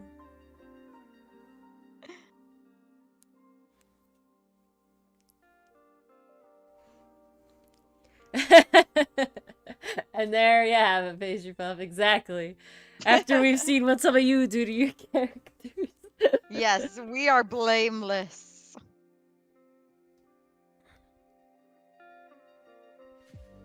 You can come at us for a lot of things, but you can't come at us for that. Aw, look at this, cuties. Aww. Someone did have to. Yeah, I and know, thank Mason. you for stepping up. You had to make Mars not a liar. I appreciate it. I don't want to be a liar. Exactly. Ugh, I do want my nose to stop running, though. That's Jesus. also a vibe.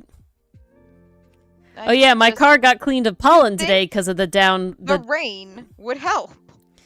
Again, it cleaned my car until tomorrow when it'll have pollen on it again.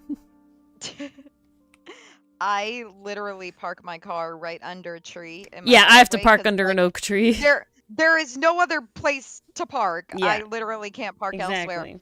And my car gets covered in pollen, sap, bird crap because it's right next to the bird feeder, so it's like bird central over there. Thankfully, I haven't had the bird or Like, the my sap poor problem car.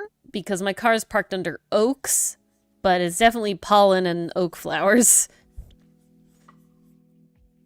And I think they're red oaks, so that does mean acorns every year. Oof. Such is life. Such is life indeed sometimes. It do be that way. It doobie doobie doo It do be doobie doo whoopee that way. Yep, me too, Mason. I assume you're referring to the running nose. That's what we'll say. That's my assumption. This has to be longer, Gellig. Gellig, be longer. How dare you? His armor has to be longer.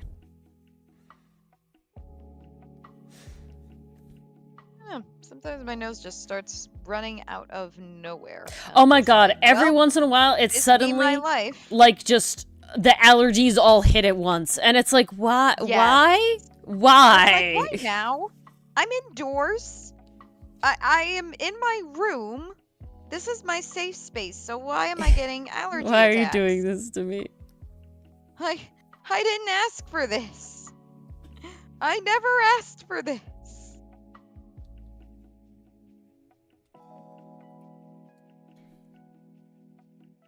No, well. C'est la vie. I shall suffer in silence. Oh! Yay! Summer vacation! Nice, Pastry Puff. You are free. Free to do whatever you please. Okay, we're looking for references now.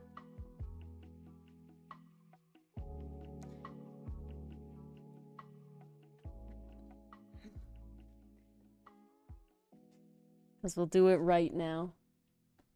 So it's actually a little further back. Like up here. Comes forward. Then it tucks back. Like that. So it's a little lower. This is why we do reference, fellas. Yes. Very important, as you can see. I have a good reference. I mean, that is a vibe, Pastry Puff. When you have time off, God, I feel that. It's like, oh, so many things to do, and one of them is sleep. It's like, yes, I can finally have fun. What will I do first? Immediately conks out. Yep. That's just how it be sometimes. So let's see. Kind of have. I'm gonna start back here with these feathers.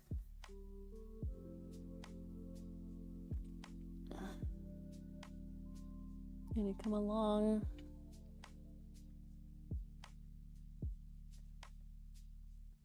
And over. And then we have these like middle feathers. Ooh. They are, this one's on top. Like this.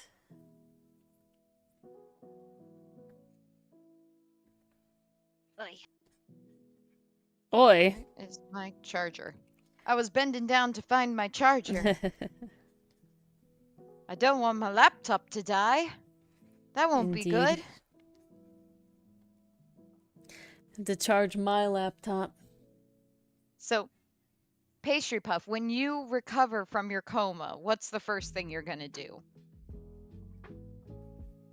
Yeah, do you have summer break plans? Yes. And this question goes to everybody. We are about to enter the throes of summer, at least according to the freaking temperature outside, because it is friggin' getting hot. There's still like a month before actual summer, though. I know, but it's hot now. I know. It'll most likely be cool next week. Like, unfortunately, it cycles. And that's just how it goes. Such is life. Such is life, indeed. Ah, read Dungeon Meshi. Yes. Ooh, read Windbreaker. I'm such a lazy manga person. I don't consider reading most manga. I am trying to be a better manga person. Like, I do keep up with Dungeon Meshi. I have been reading Blue Flag, which, holy crap, so far Volume 3 is my absolute favorite. Like, holy shit, I love all these characters. They all must be protected. It's definitely like, for me, I tried to read My Hero for a while there, and I had read ahead of the show at the time, but then I stopped reading it and I stopped watching the show, so it was just kind of like, it kind of fell off. But I did try reading Attack on Titan manga when that was in its like final few chapters. It's funny. I think I'm more inclined, and I think like if Dungeon Meshi came out like it did now, I hadn't read the manga already, I don't know if I would have gone and picked up the manga. You know, if I'm being completely honest, I find that I'm a person where it's like, I'm happy to re-experience the story from reading it to then watching it and hearing it, but I feel like going backwards, it just doesn't do it for me as much. Interesting. I don't know. See, I typically don't go backwards unless I really like what I'm reading. Like, I will just pick up where essentially the anime left off, because it's like, well, I already know that. Like, I don't need to see the drawn version of that. I saw the drawn plus version of that. I saw the animation. So, like, unless it's something I'm really into, like, I would consider reading the first few chapters of Free Run just because I like the story. I would totally be down for reliving it again and seeing, like, what changes were made, what wasn't adapted into the final thing. But for something like, say, Kaiju number 8, I would just pick up where the anime left off. Like, I would not backtrack for that. Yeah, I think I'm definitely more of a person where it's like, I would read manga if it's something I'm very interested in, but I'm only reading the manga. Right, I'm not then also waiting for the anime to come out or something. Or like, you know what could be interesting? Blue flag anime when? Reading Vanitas could be interesting, because we know we're not getting any more. So, you know, reading that manga could be interesting. That's true, and a lot does happen in the manga. I heard there were a lot of recent developments there, where people were like... Yeah, so that's one. Versus, like, I would never read Jujutsu Kaisen because I would be impressed if that doesn't make it to the end of the manga, you know, as, like, a show. Oh, they're gonna keep going. Exactly. They're gonna keep going. It's way too popular. Which, good for them. No, and 100% Pastry Puff, that's definitely a reason to read the manga, but... I don't know, it's just the way I experience media is, I guess. Like I also don't see myself, like, watching a movie and then reading the book. Right. Specifically if the book came first. I did read a written adaptation of the first Star Wars movie, Episode 4, but that specifically was written based on the movie. Right, like, that was... So, the order that it came out, I read it, I did it correctly, right? If that makes sense. Versus, like, Harry Potter's just the example that I have, but, like, I had tried to read the Harry Potter book, and then I watched the first movie before finishing the first book, and then I never, ever, ever, like, read the books, and I just ended up watching all the movies. And so it's just, like, I couldn't go back and read it. I don't know. It's weird. Yeah, amazing. Which is sad because Yuri on Ice, I had adolescents. They killed Yuri on Ice. Everyone's so upset. I'm so upset. They frickin' forgot what saved them from bankruptcy. Yeah. Yeah, they're so enamored by all these new action shows that they had, they forgot what saved them in the first place. It was really funny. I saw a reel today where the person criticizing Mappa was like, before we had Gojo, we had the original white-haired, blue-eyed beauty, Victor. Yeah, I think you sent me that one. I think I did. There's no way I didn't. Yeah, there's no way you'd pass that by and not be like, Ori, look at this. Because they're so right! Ooh, sword noops. Ooh, even more noops? I'm here for the noops. No wonder you didn't know what to Hero Forge. You've been doing it. Yeah. Look at all this Hero Forging you've been up to. Okay. I don't know what happened, but recently, I've really enjoyed adding, like, the seams to gloves.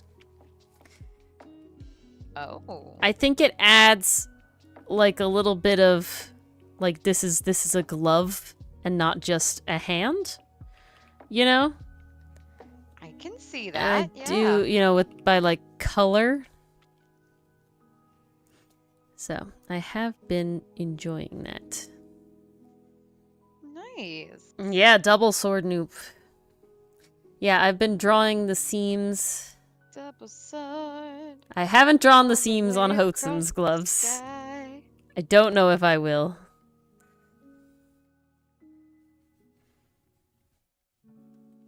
That is up for debate.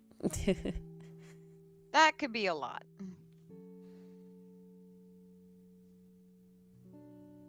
Infernal Iron and Celestial Steel. Ooh, the duology.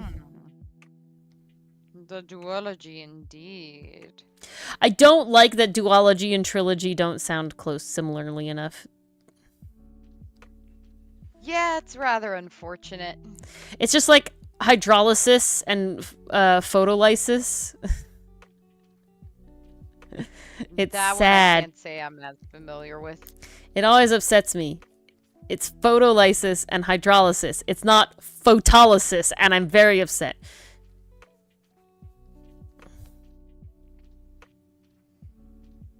We gotta convince them to change it. Or it's heterogeneous and homogeneous. It's not heterogeneous. Yeah, I was like, why don't these rhyme? Okay, I see what They're you the mean. same, but they're not. Same, but different. Exactly. That is indeed frustrating. All right, there we have it. I think we're set here. Check it out. I might do a little deforming here.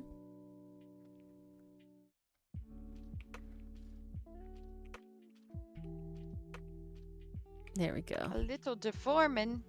There we go. Look at him go. Ah. Is it Solid Snake? No. It's not Solid Snake. Does kind of look like him, though.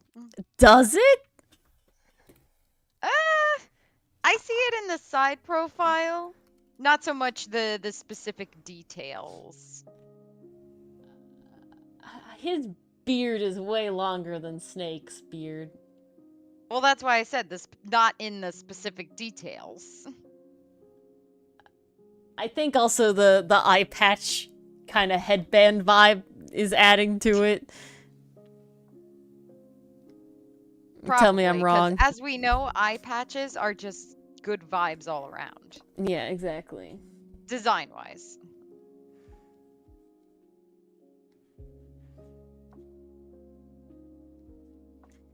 Ooh, what if I give him the Don Bluth nose? Ooh. I feel like, okay, now I have to look up.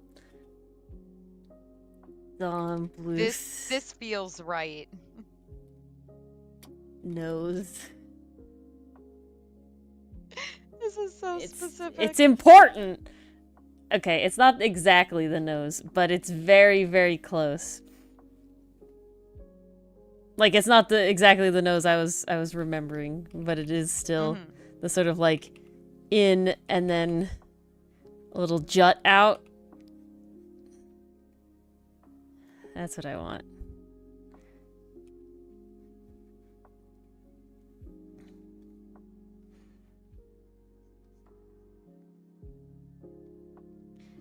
Ooh, okay, I see what you're going for.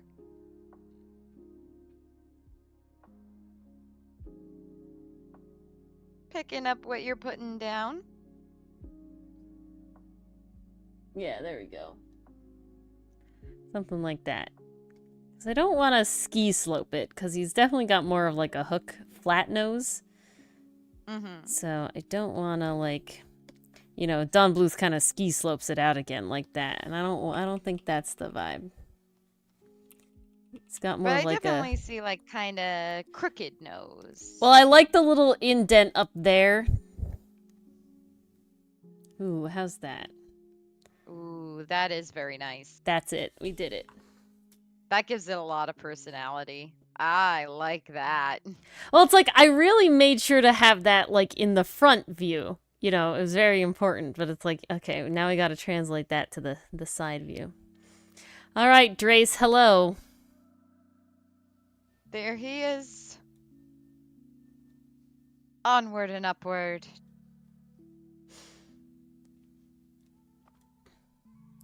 I love to do all your pattern designs. Yay. Okay. How many pattern designs does he have? He has the shoulder pad one. Then he has the accent strip one. He's only waist up, so I don't have to do his fucking crystal kneecaps and his thigh guards. Wow. Hey, that's always a plus. Drace top? Great. Drace bottoms? A little cringe, Ori, a little cringe. And then I have his Ori, like you were a younger things. artist back then. You. I was. Oh, I have. Look at them feet. Look at them chonkers. Whew. I gotta say, Like I said, Drace top half, top tier. Drace bottom half, Ori did not know how to draw armor at all. No.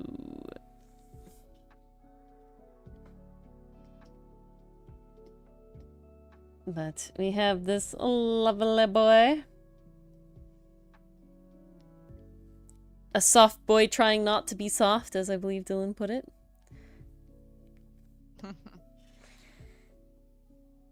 It's just a look cool PCM, you know? Sometimes that's what it is. Honestly, I love those characters where you find out that, like, the thing, their, like, iconic thing was just like, nah, it's just to be cool. I wasn't, like, actually, you know, I don't actually need glasses, or I don't whatever. How would Nephew wear an eye patch? Well, PCM, I feel like you'd know the answer best to that question. I mean, just pick an eye and patch it.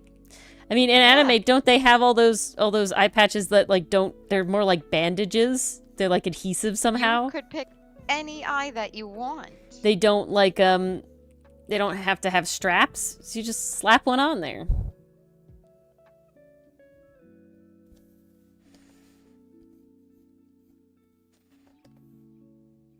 You slap it on there and ba-bam! It's done. Wabam. Wabam indeed. Wham slam, thank you, ma'am.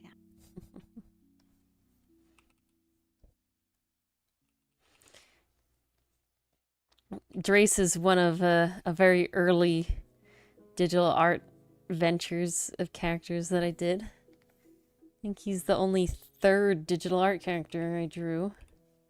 Holy crow. That's so like an got OC. Some history to him. He's pretty early on there, yeah. He's a Dylan character. What was Drace's most iconic moment from his campaign?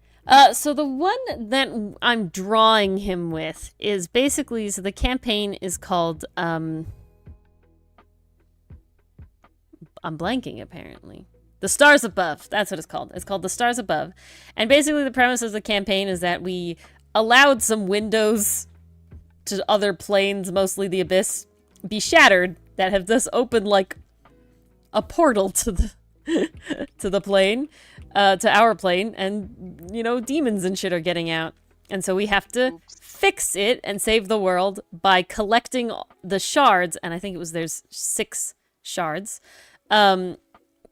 Collecting the shards and putting it back together. However, the shards are they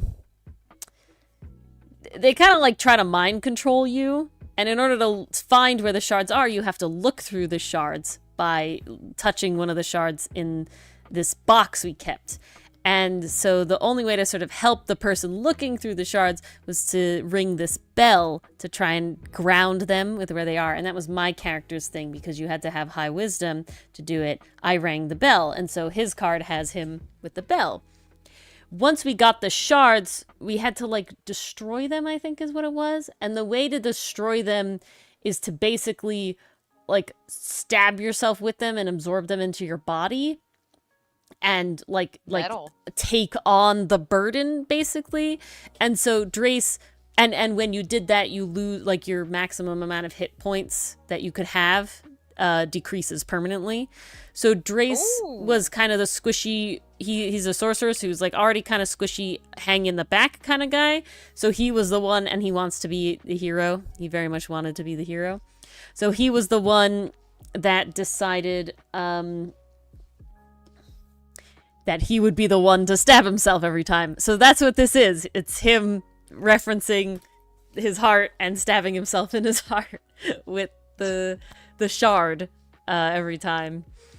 And so, but very heroically, he's doing it for the greater good. So Drace was the self-sacrificing bastard. Yeah, literally. He was the one who saved the world in the end. He took the box that contained like basically the heart of the earth, and walked into the abyss, where we didn't really know if he was gonna come back or not. And thankfully he did come back, but we were concerned. Well, touch and go for a while. He also died, and had to be revived, and Ori cried in real life because or he gets attached.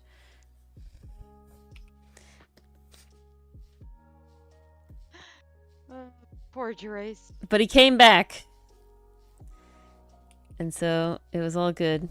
Unlike Dylan's other character, Koss, who didn't want to come back. I love that because it sounds like you're saying cough, but it's Koss. Yeah. And these were back-to-back characters, by the way. This campaign with Drace was after the campaign where Koss died. Oh, so you were traumatized. Oh, I was very traumatized. Also, that campaign where Koss died was my first, like, true campaign, and my first campaign with Dylan and everybody. Oh, good night, Mason. Good night, Mason. So, yeah, we were... You have a good evening. And a good Friday. Yes. Happy Friday. So, yeah. It was a lot. Damn, I can't believe you did those two back to back. Holy shit. Yep. I will say that fight was very epic though. Okay, so I have to tell about this. So Drace is a Draconic sorcerer. So he has some lineage with silver dragons, and silver dragons are like supposed to be good and everything. And so he was always sort of afraid of doing wrong because the dragons were going to get him. That's like he was afraid of. And so he was very, very, very scared of dragons because he always felt that they were going to judge him and kill him. And he didn't know the difference between like the chromatic dragons and the metallic dragons and everything. So it was every dragon he was horrified of. They were going to kill him or something. It was very scary for him. And so we ended up fighting a skeletal dragon. So it was basically undead dragon skeleton. And so Drace is very scared. And we're fighting this, and we're just three of us. It's my character, Aeson the Cleric.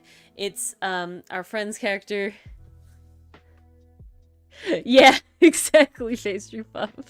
Or he took you on a roller coaster. Well, so he dies before the abyss. So this is the death one. So we're fighting this thing, and it knocks down Regal, the fighter. So he's the one doing the most damage to the thing. Because Drace is like out of spell slots and he's just doing cantrips. He's a sorcerer and he's just doing cantrips. Before Aeson, as the cleric, could heal Regal, I get knocked out as well. So now both Regal and myself are dying as Drace, scared of dragons and only on cantrips, is still trying to fight this thing. I'm pretty sure what happens is I manage to roll a nat 20 on my death save. And what that means is that I pop up with 1 hit point and take my full turn.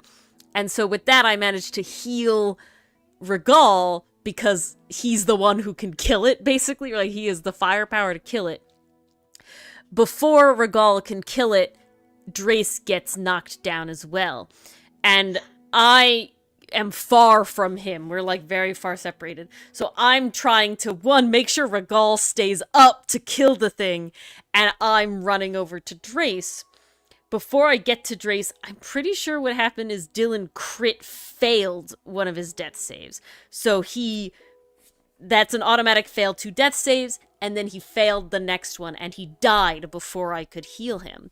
Now, as a cleric, I do have Revivify, but the problem is that it's only if the soul is willing, and Dylan is I always have another character I want to play kind of person. And so, as Drace is dying, and I'm trying to, prep the stuff to heal him, Regal gets the shard, which the dragon had, the skeletal dragon had, and those shards will take over your mind and make you go to basically open the abyss more to allow it to engulf the earth. Regal has the lowest wisdom of both of us, of everybody. I have the highest wisdom. The other two have very, very low wisdom, but Regal has by far the lowest, so he fails the save literally immediately and literally starts just walking off, completely mind controlled with this shard and the box with our shard to know where the other shards are, just completely walking off on his own.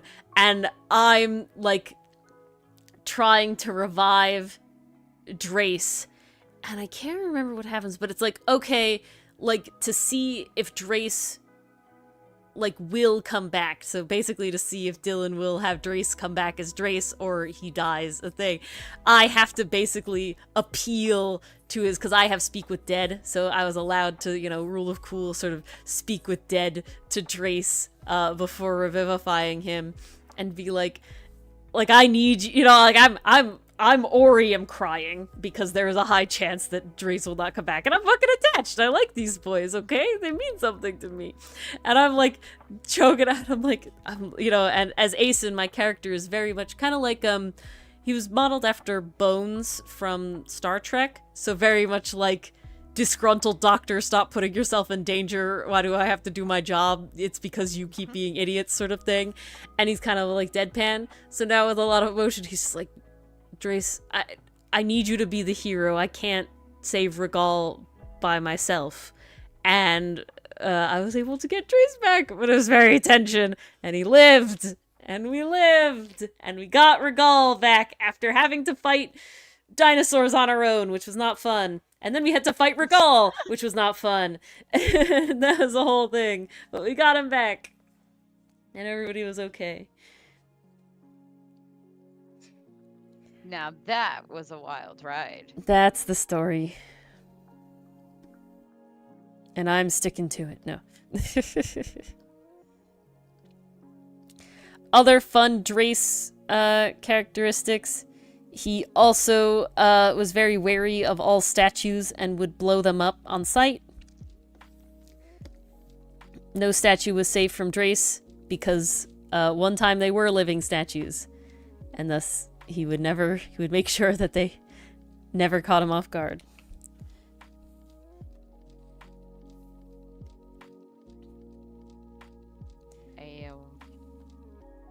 Nupus died twice, neither time was fun. Yeah, no. Gellig died. Okay, so the reason... Gellig! Oh my freaking god. So the reason Gellig's pose is what it was, where he's like forehead to his basically familiar Munin, is because in like the very first like arc of that campaign, very, very early in the campaign, we're talking like session 2 or 3 maybe, you know, very, very early in the campaign, we fought on... Was that on the ghost ship? That might have been on the ghost ship. I think it was on the ghost ship. This was literally our first fight. Yeah, this is basically our first fight of the campaign. Like, I think it was session 2 then. And I think it was session 2. It might have even been session 1. But Gellig is basically... He's okay, but Munin, his familiar, is dying. And if Munin actually fully dies... he like can't get him back, I think is the how the rules work, and he has to like heal him before that. And so he meant so much that he was like, basically I think I had stabilized Gellig, who was, you know, had gone down, and he's like basically on the brink of death, and I have no other way to heal him right now because we're literally like level 3 or something. And yeah, we were not a lot. Yeah. Not a lot of spell slots for Bard Ori. And Gellig decided that no, Munin is more important to live than him. And so with Strain, Dylan basically made him roll, Dylan was a DM, roll to see like how much effort it would take to heal Munin. As Gellig is dying, and it was too much, so he managed to heal Munin, but in the process, Gellig died. And Gellig's death basically sparked how the rest of the campaign went.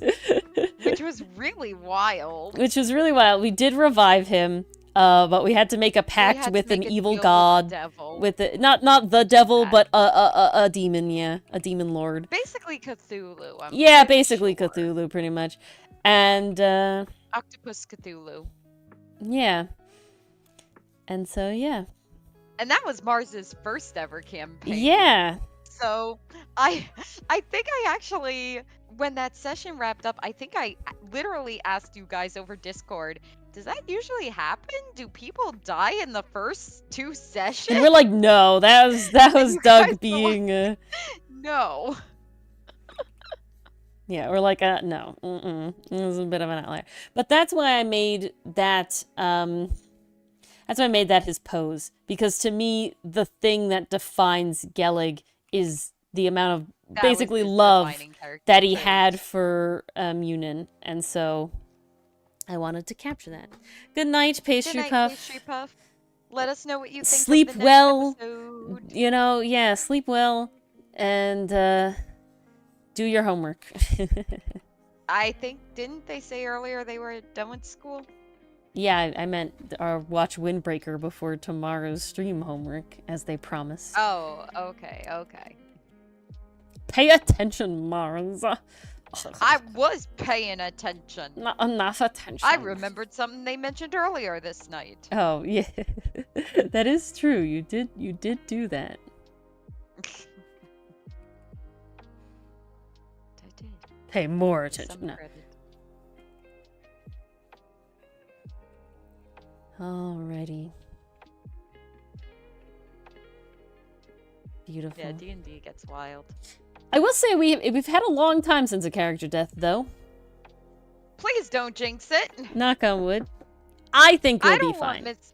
I do have a death speech for Oh, Miss God. Molly. If Oh, she no. ever does go. Mars I preparing. don't want to ever have to say it. Mars plans ahead. Damn.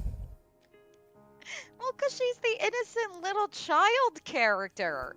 If it's not heartbreaking, then I fucking failed. Oh no, all I'm picturing is the Mr. Stark. I don't want to go as the dog, but it's Molly. Miss like Corey. Oh god. Well, Ori would be sobbing. Jesus Christ. Fuck. Am I going to see my dad? This is terrible, Mars. I hate you. Stop. No. Evil. That was an evil laugh. Did you guys hear that laugh? That was such an evil, sinister laugh. Jesus. No, she's laughing so high that nobody could hear her. That was high? That was a low laugh. I don't know. You Right couldn't now hear it was... No, it's silence. We got evil laugh and then it was Wow. silence. That was literally like an octave deeper. Need Mars buy new mic. Ugh.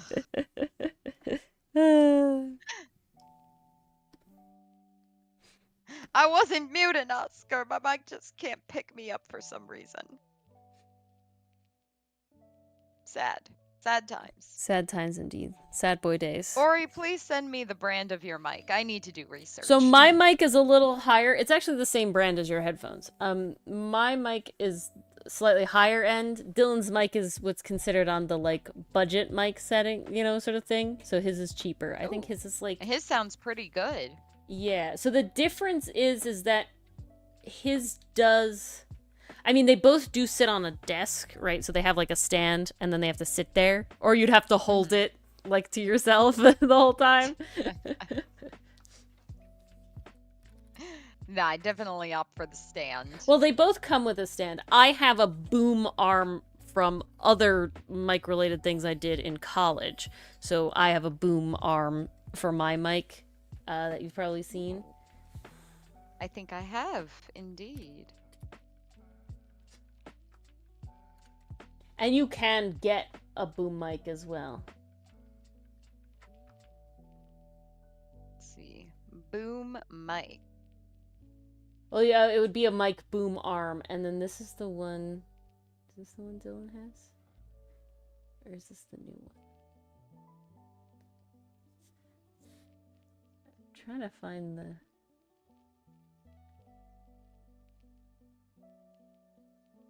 Why are none of these what I'm thinking about?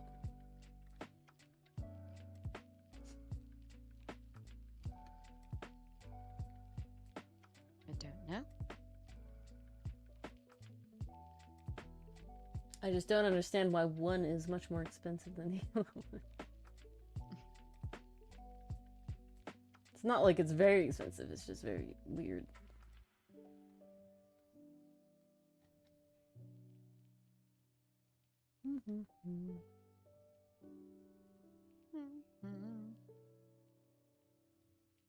Do you tell me who you're... Oh, yeah, there you go.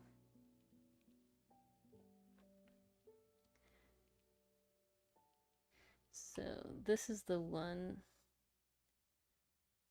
Dylan has. Oops. Then...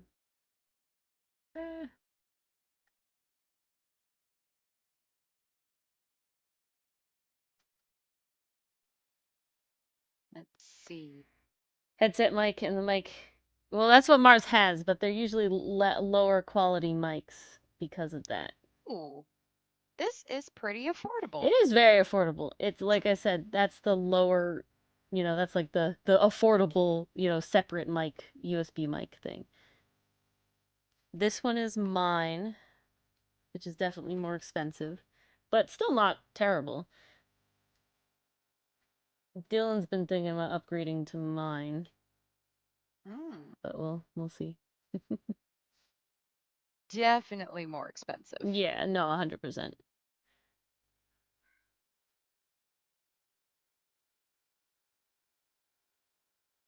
But the biggest thing is, I don't know if you do this, but if you move your head around a lot when you talk, you have to not do that with a stand mic.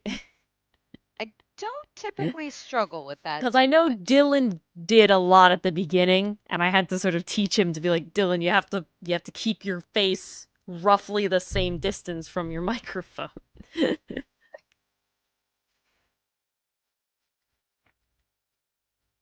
Okay, that's good to know. It's usually about the length. If you do like hang loose, it's roughly that. That's the ideal distance. I definitely get closer when I'm drawing because that's how my posture is and how I sit and how everything's set up. Understandable.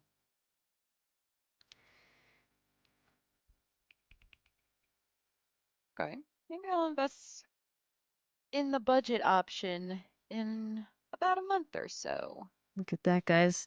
We're getting all the upgrades. Upgrades, people. Upgrades. That's what we're talking about.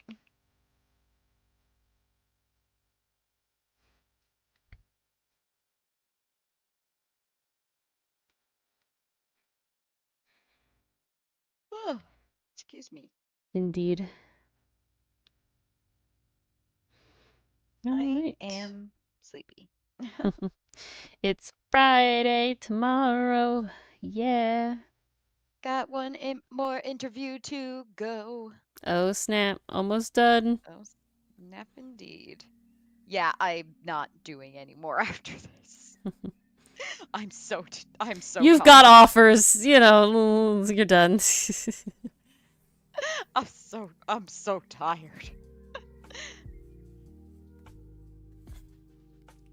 I want to sleep. I want to have this figured out. I want to know what I'm doing in September, and then we good. We Gucci. We Gucci. I have a job. Oh no, You missed PCM. the Obsession Beach episode. That's like the one you wanted to be at. How could this happen to you? You made a mistake. You missed the beach episode.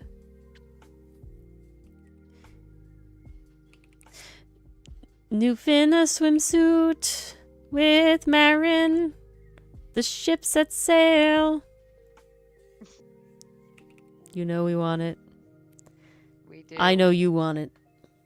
How could we not want it?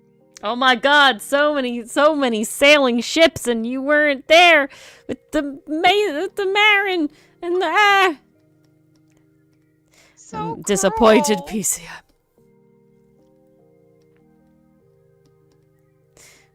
So cruel. No swimsuit, Noop. Okay, sun hat, Noop. Sundress, Noop. Sun hat, sundress, new.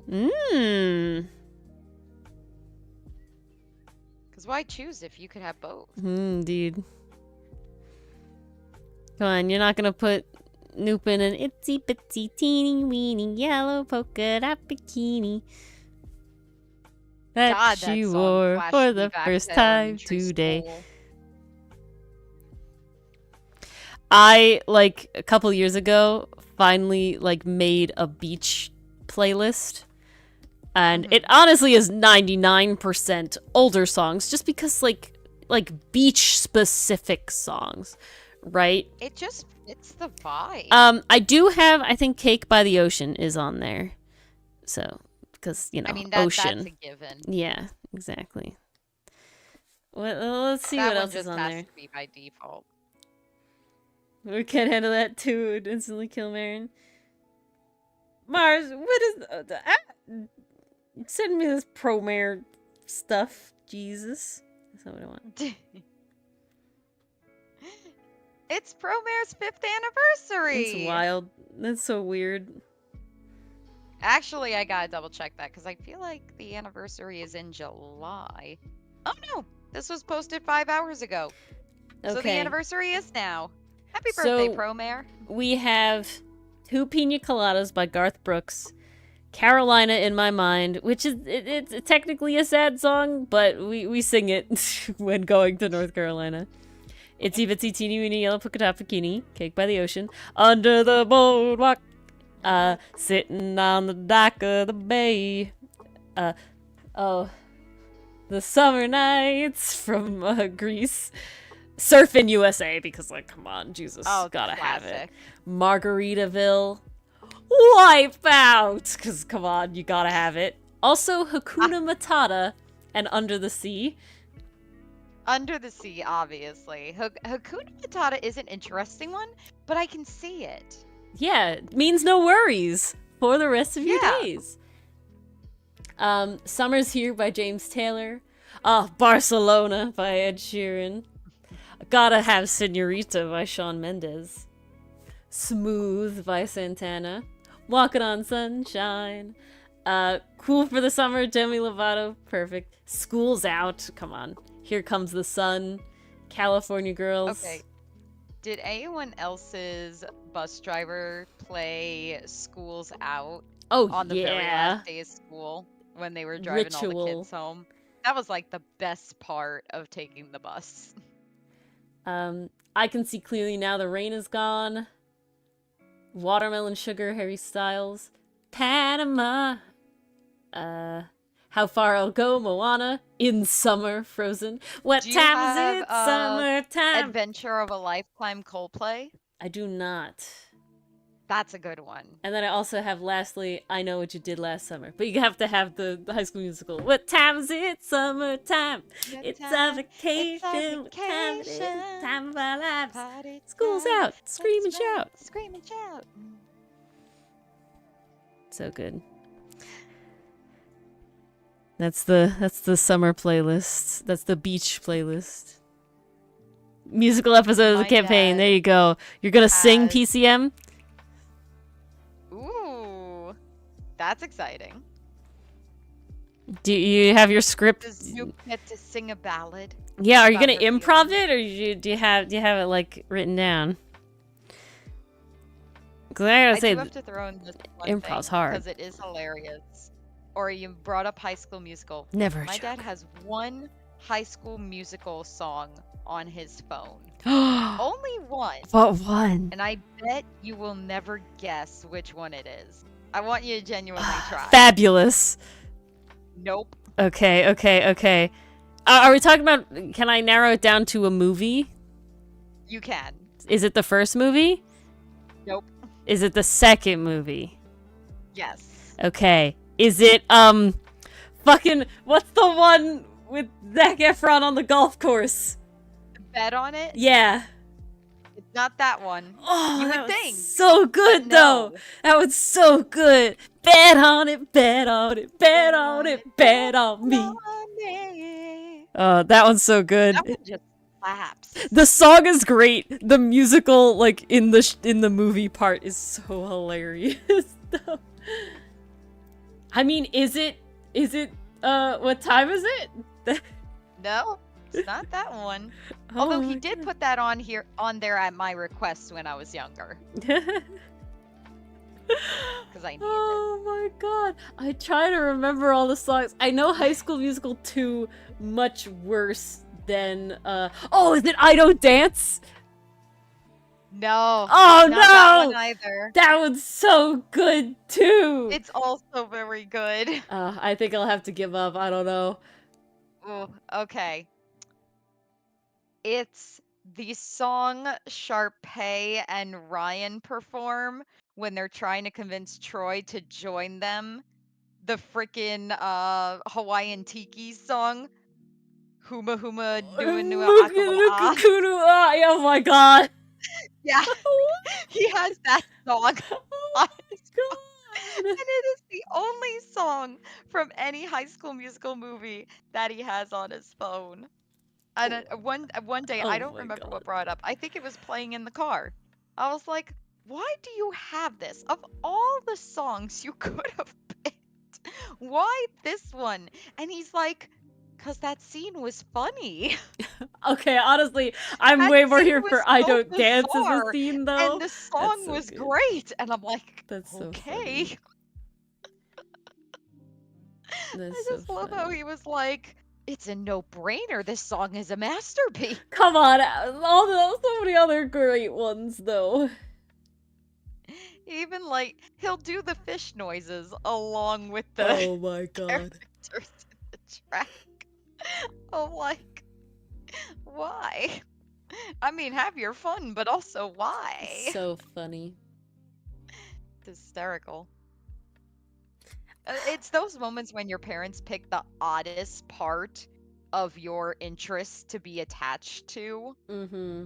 Like it's like what you said the other day, Ori, with that one episode of the cartoon your dad watched with you, I Yeah, think it it was just Victor fucking Bounds Ball, brought it and up. he picked up on that one freaking S- thing, and that's what stuck. Yeah. Well, it's like, so my dad. I think that's like rite of passage for being a parent. You just have to pick the most bizarre piece of the thing your child is interested in and fucking run with it. So my dad, like, really. With ears Dichotomy, dichotomy. hello! Hello. End with ears, amazing. Okay, dichotomy, because you're here and I like showing off art, we're gonna go through the art I've shown off on stream already. Because, this. I don't want you to miss out, and it's cool shit. It would be wrong to rob you just because you So got this held is Drace. He's threatening to stab his heart with his piece of glass. This There's is story reasons for that. There's a reason. You can kind of see in the little window old Drace, but we'll get there. Honestly, I'm very happy with his fucking hair. Like, real fucking happy with his hair and his face. Oh, so nice. So good. Alright, then we have Gellig. Look at him. How nice. You should recognize this character, Dichotomy. It's not like you have a poster of him or anything. But yes, we have Gellig, and he's like having, because he literally died for Munin the parrot. So that's why we're like this. Beautiful. And last but not least, we're checking for Jamies in chat. Let's make sure there's no Jamies in chat. Don't believe there are Jamies. No Jamies in chat. Perfect. So then we have Jamie has commissioned me to make Jellin this character that they had. Yeah, the parrot's name is Munin. And it's a Parrot-yn. But this is the sketch I have going for Jamie's character. And these are like a moth wing cape. It was very badass. And he's casting Wither and Bloom. So it's kind of the leaves come up. And this is a moon sickle. I think we're gonna have to rotate his grip. But yeah, very happy. Really had to find the movement here, but I really like how it's coming out. But that's where we're at. That's all the art. I don't think I have any other art. You've seen the other cool art.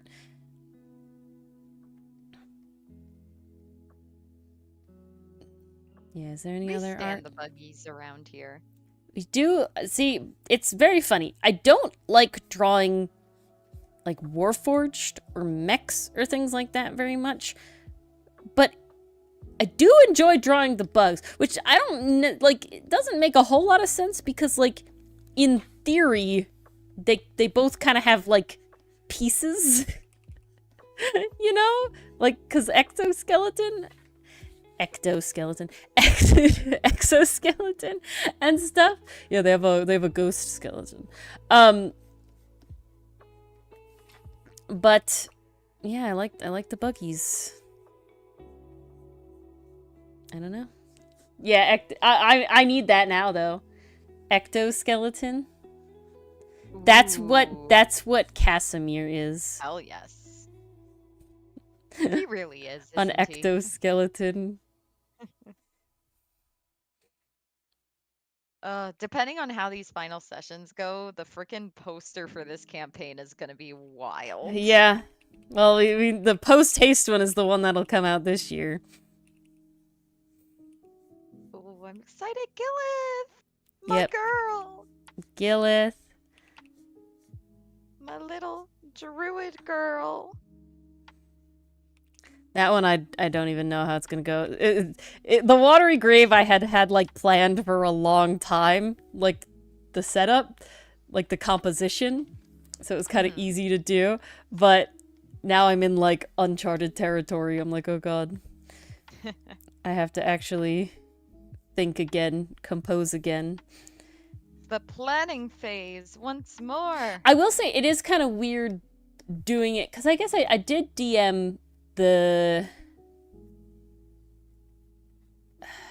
Wild Hunt campaign and then make a poster for it, but it's kind of weird being like the DM and trying to decide what's most important because like I have all the information versus like when I'm a player, like playing, it's like I get to choose which was most impactful to me, you know, and thus I assume it would be relatively impactful to everybody else.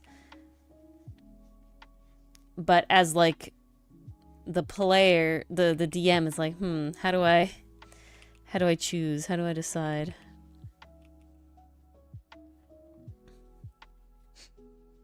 Such a task. Hold on. Oh. And it's kind of ectospecter. Yes. All right, let's look at the context about the name. I will say the context is probably the reason that its name is Munin. Oh no, I don't think it's named after the Brawlhalla character. But I feel like it is specifically named after something. I feel like it was picked for a reason. I'd be very surprised if it weren't. But, that's really funny. It's funny that it's a bird, too. But this player has specifically played another Beastmaster Ranger that had a pet. Both feather-related pets, you know, both birds but not birds. Companions. Where is it? And it's not where I want it to be. Trading cards. Legendary card foils. Great Lords.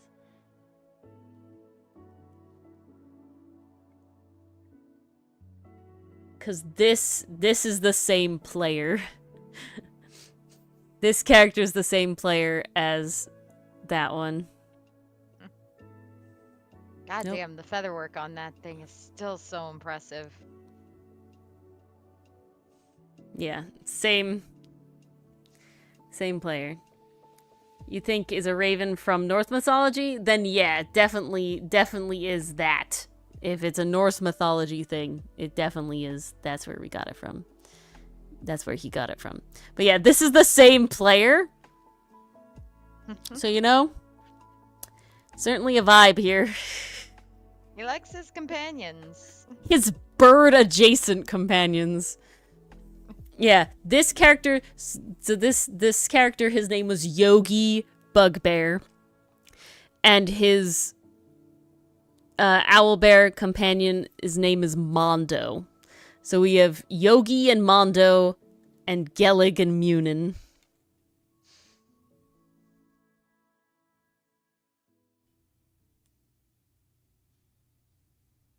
I still have to make Za. You know what's good about all of these, though, is I've already drawn the backgrounds for all these cards. Oh, damn. Well, that makes it a little bit easier. Every camp... So basically, you know, the cards they're based on campaign, right? So I've already drawn a character from each of these campaigns. So that means that the backgrounds are always the same, and so that means that the background is done, and I just have to copy paste it. So that's nice. None of these are from campaigns that I haven't done yet. Nice.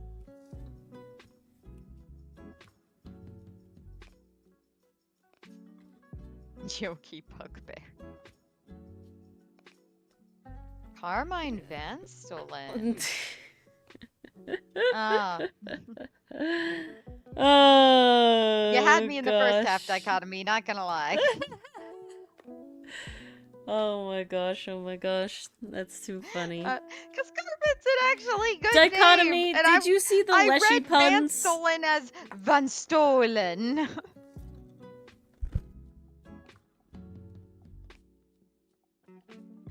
She got it as she was reading it. It's okay, Mars, I'm gonna out myself, and thus I apologize because I did you dirty. In the episode of Ace Attorney, where we're doing all the pepper puns, both at the time and rewatching it to edit it, I did not clock that your give me some time pun in the episode was a pun. Thus, I didn't showcase it as a pun. And I wrote time normally, and not as a pun. And I'm very sorry that I did you so dirty. Not until literally you typed it out. Forsaken. Not until literally you commented that on the short did I sit there and be like, oh fuck, she did make a pun. And I completely didn't clock it. So I'm very sorry. We played this like a year ago, but I'm pretty sure like my reaction after that when you guys were like, Squidward, good! I'm like, what the hell are they talking about? Yeah, so you're like, I got nothing. And then Dill's like, yeah, Squidward! Good, it'll help if you just sing along. Oh yeah! And then you go, I think I could come up with something if I'm given more time. And I never clocked that in a pun until you fucking commented that today. I'm so sorry. I did Mars so dirty, guys. So dirty. I'm so sorry. I demand compensation for the emotional damage this has inflicted. I'll give you a salary increase. Double your salary. Amazing. 0 times 0 is still 0. It's doubled, though. Oh, 0 times 2 is still 0.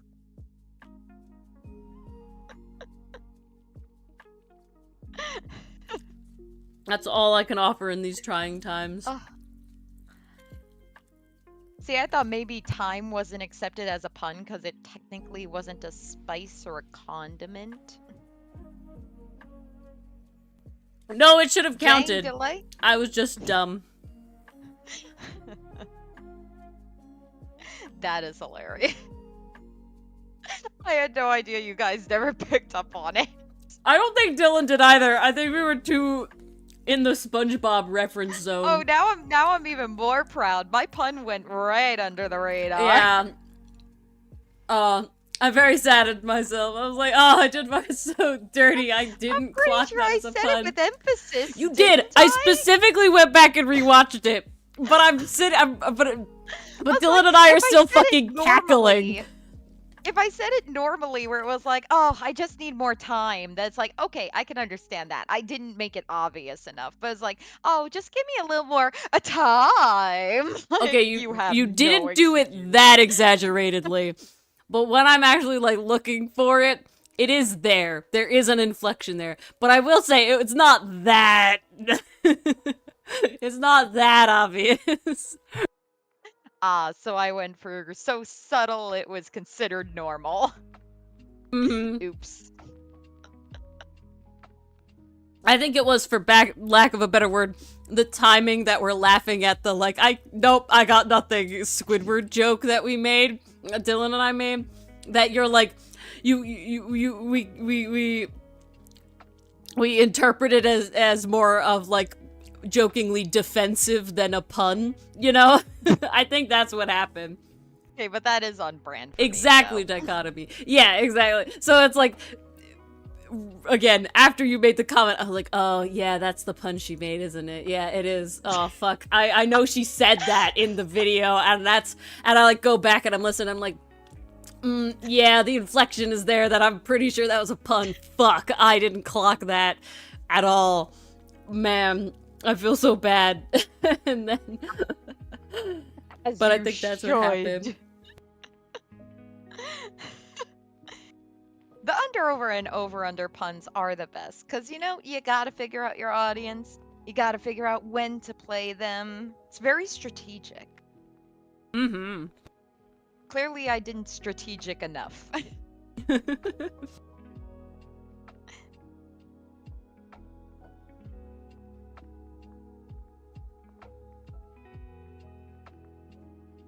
I was eating chips. Ooh, what kind of chips? So Pringles came out with this thing called Harvest Blends, where the chip is blended with, like, multigrains. I didn't really even clock that. I was just like, they have homestyle ranch, and ranch Pringles are the best Pringles. And they're actually really good. Did you ever have the Minecraft Pringles? No. They once made what's it called? Dubious stew? Strange stew? Oh, goodness. Something like that. I'm gonna look it up real quick. You got a strategy. You got a strategy. Suspicious stew. That was it. Dubious stew. Jesus Christ. They made suspicious stew flavored Pringles. That sounds like I definitely wouldn't buy it. Why would you do that? Dichotomy, I'm not getting this pun. I'm really sorry. My strategy. Must be Italian. You've got a strategy better. You got a strategy. No, it's a T. It's a T. That was a misspelling. Dichotomy, change it. It's strategy. Okay. You've got a strategy better. Strategy. I don't. Or you've got to strategize. She said you needed more strategic. Is there a pun? I'm sorry. This works in word format. I blame Midnight Brain. I can't, okay, the problem I'm having is I can't. Getting night stupid. Tell me, are you getting a pun, Mars? And it's just me? No, I'm really not. Because Dichotomy at this point, I can't tell if it's supposed to be a pun or it's supposed to be a brain isn't braining well, you know, like brain isn't braining right sort of thing, you know, right?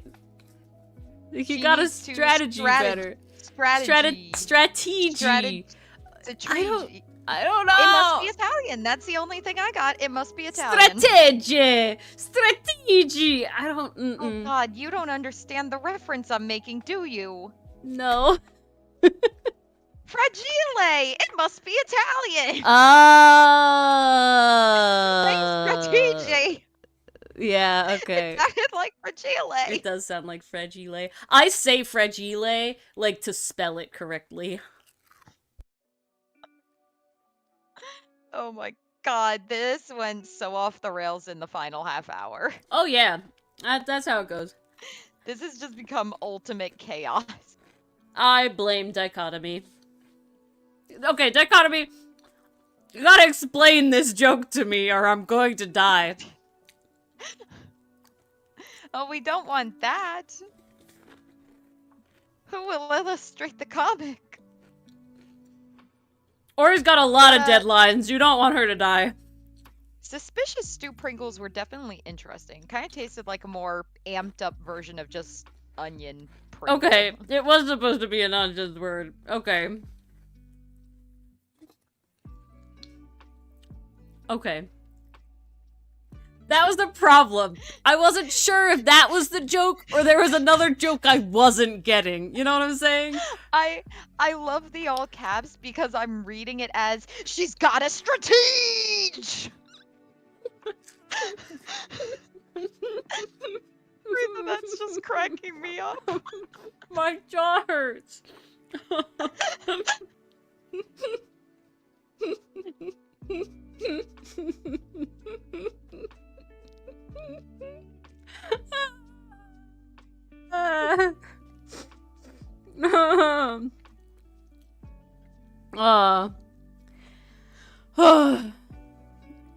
God. Ow. That was painful to my jaw. Oh, poor Ori. At least you don't need your jaw to draw. Oh wait, references. Shit, you do need your jaw. I do need my jaw. Crap.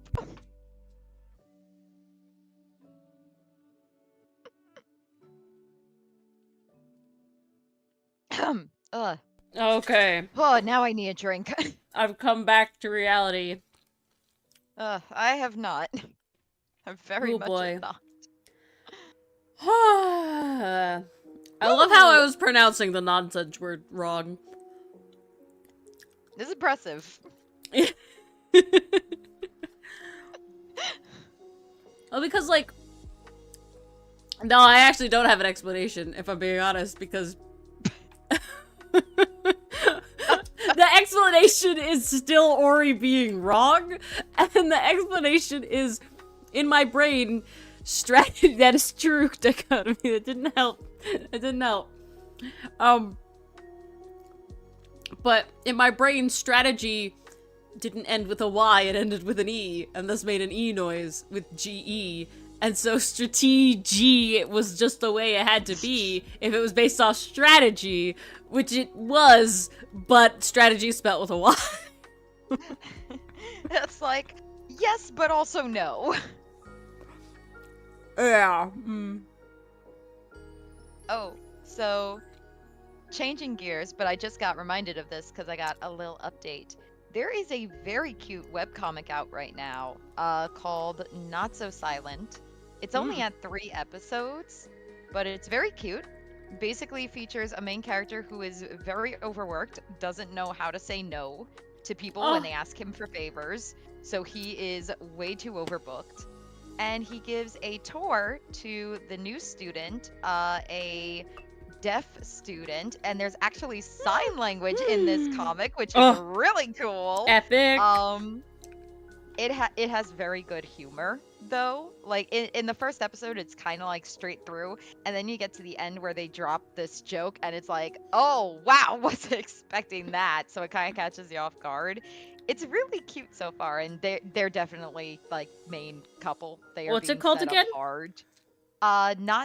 Not So Silent, I believe. I found it. Why isn't my phone turning on? Yep, I Not found So it. Silent by Rose Oak. Oh, it's Very a cute, and the art original. style is very, very good. It's an original. It is. To go back to strategy, I made a nonsense word when I was big into Pokemon Showdown, and I was really, really good at Pokemon battles and teams, and I can't remember what I think I had my Snorlax, and I was gonna have him rest, and I was like, he's gotta rest, you know, for the incasities. And that's a word that I use sometimes. For the what now? For the incasities. I don't know what that means. Yeah, rest for the incasities. Just in casities. Oh, okay. The now I get it. incasities. Yep, the incasities. I'm hearing it as the word like encase, like to encase and hold something. No. So it's I was like, in case, just in case. the in-case-ities. It's always for Justin. Do you watch, I can't remember his full name. His first name is Cameron. Is Cameron something on YouTube. And his whole thing is he makes, like, pun-named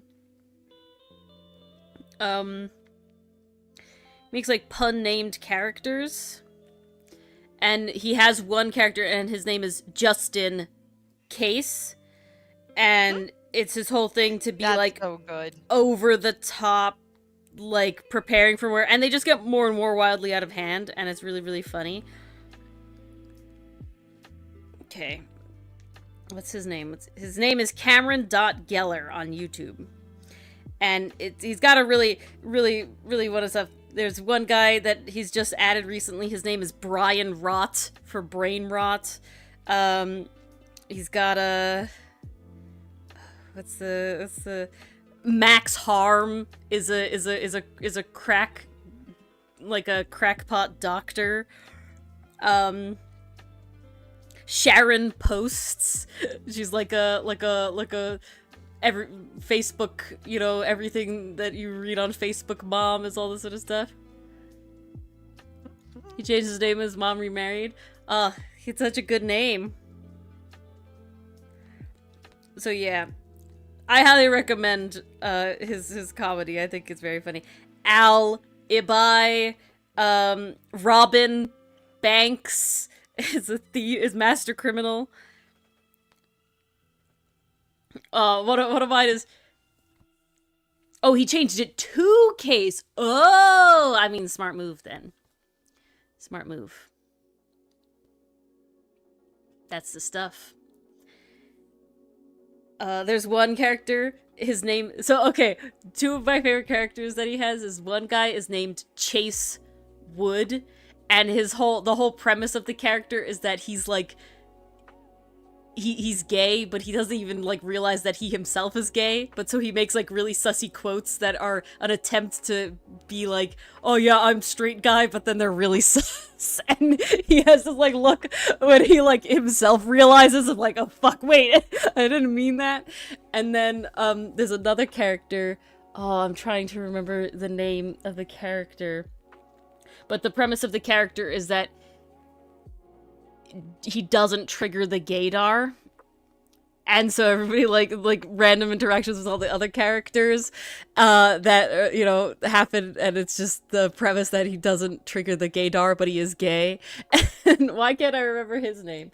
But they're really funny. I think you'd enjoy it. They're really, really funny.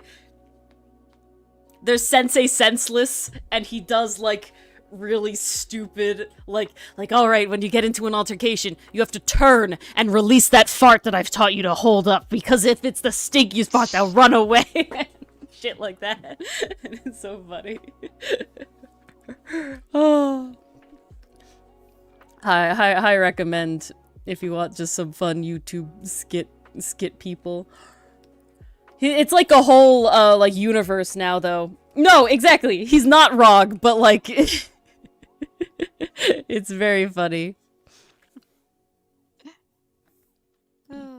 But it has, like, slowly morphed into, like, an entire universe. Like, Chase Wood has, like, a mom, like, and his mom is like, you know, a character that he had before, and then, like, she gets with another character because, like, his parents are divorced, and his dad, you know, who's the divorced husband, is another character, and then Chase Wood is like gonna get with this other character where they're both discovering they're gay, and it's cute. It's like a whole thing, man. It's really good though. High recommends.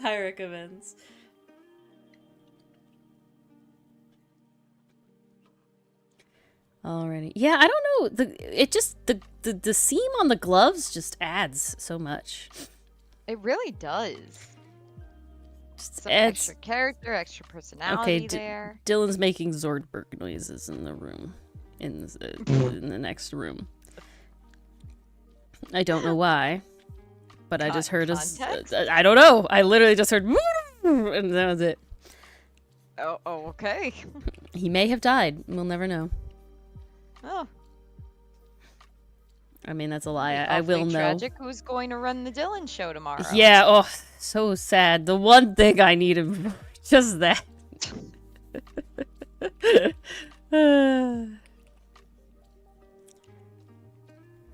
Well, and your Beautiful. eventual wedding, obviously. Oh, and science should separate things, you know. Less important. All right, we're almost done here with Drace. Such progress made tonight. Yep. Well, I did sketch him out beforehand, making sure. Ori has to do prep because I don't know what it is, but sketching on stream is just really hard. Refining, I think it's the easy. pressure of creating in front of you. Yeah, like from full scratch. It's tough. Doobie doobie doo bop doobie doobie doobie tough. Indeed. And I have to go watch the anime and read this webcomic now. Yes. Oh, it's only 3 episodes. You'll I catch up know, on that it'll be very quickly. easy.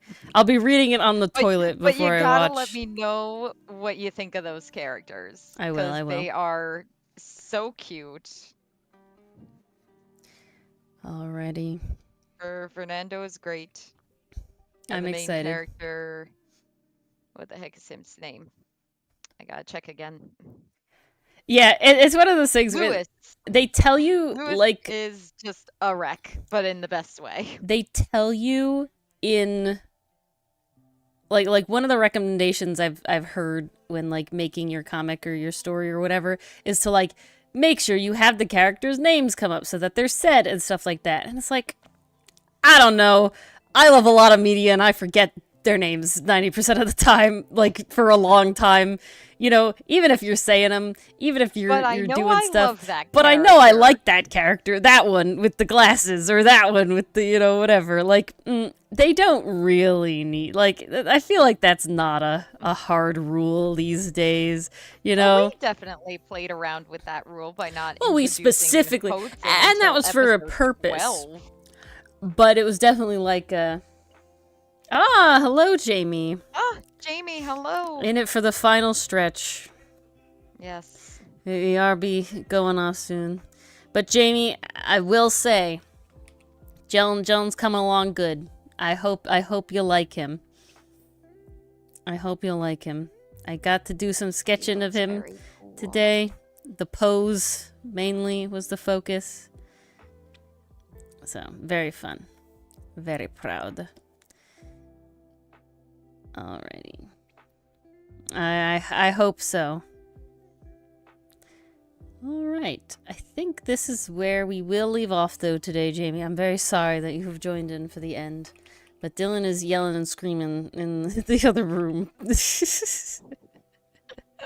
And I don't know what it's about. But it is some weird noises going on. Or you must go collect. I must, indeed. Ah, well, I'm glad. I appreciate the confidence. Sometimes it's easier than others. It's always nice to have a vote. I made Jamie. You should know. I made Dylan pose for this. Okay, now it's not an exact one-to-one reference, but I did indeed make him do poses for it. So there you go. It's with reference. All right, and then we have his eyebrows. Yeah, you got a Dylan reference, and he actually broke out a prop. So very epic. And oh my gosh, please. There we go. No, it's not. No. Yeah, he broke out a prop. Alright, guys. But thank you all for coming today. We got a lot done. We got lovely things done. Thanks for hanging with us. Thanks for vibing. Yes. Thanks for hanging out, and we will see you all. I hope you have a lovely Friday. We hope to see you guys Yes. tomorrow Enjoy for that Friday. For those the of you Dylan who are show. off from school, enjoy. Yeah, exactly. I'm not just gonna talk skilling because I got money from Jamie. All right. Good night, everyone, and we hope to see you tomorrow. Good night, all. Otherwise, have a We'll great see you weekend then. and have a good Memorial Day weekend if we don't see you and you have that off. Yes. Enjoy that 3-day weekend. Yeah. All right. Good night. Good night, everyone.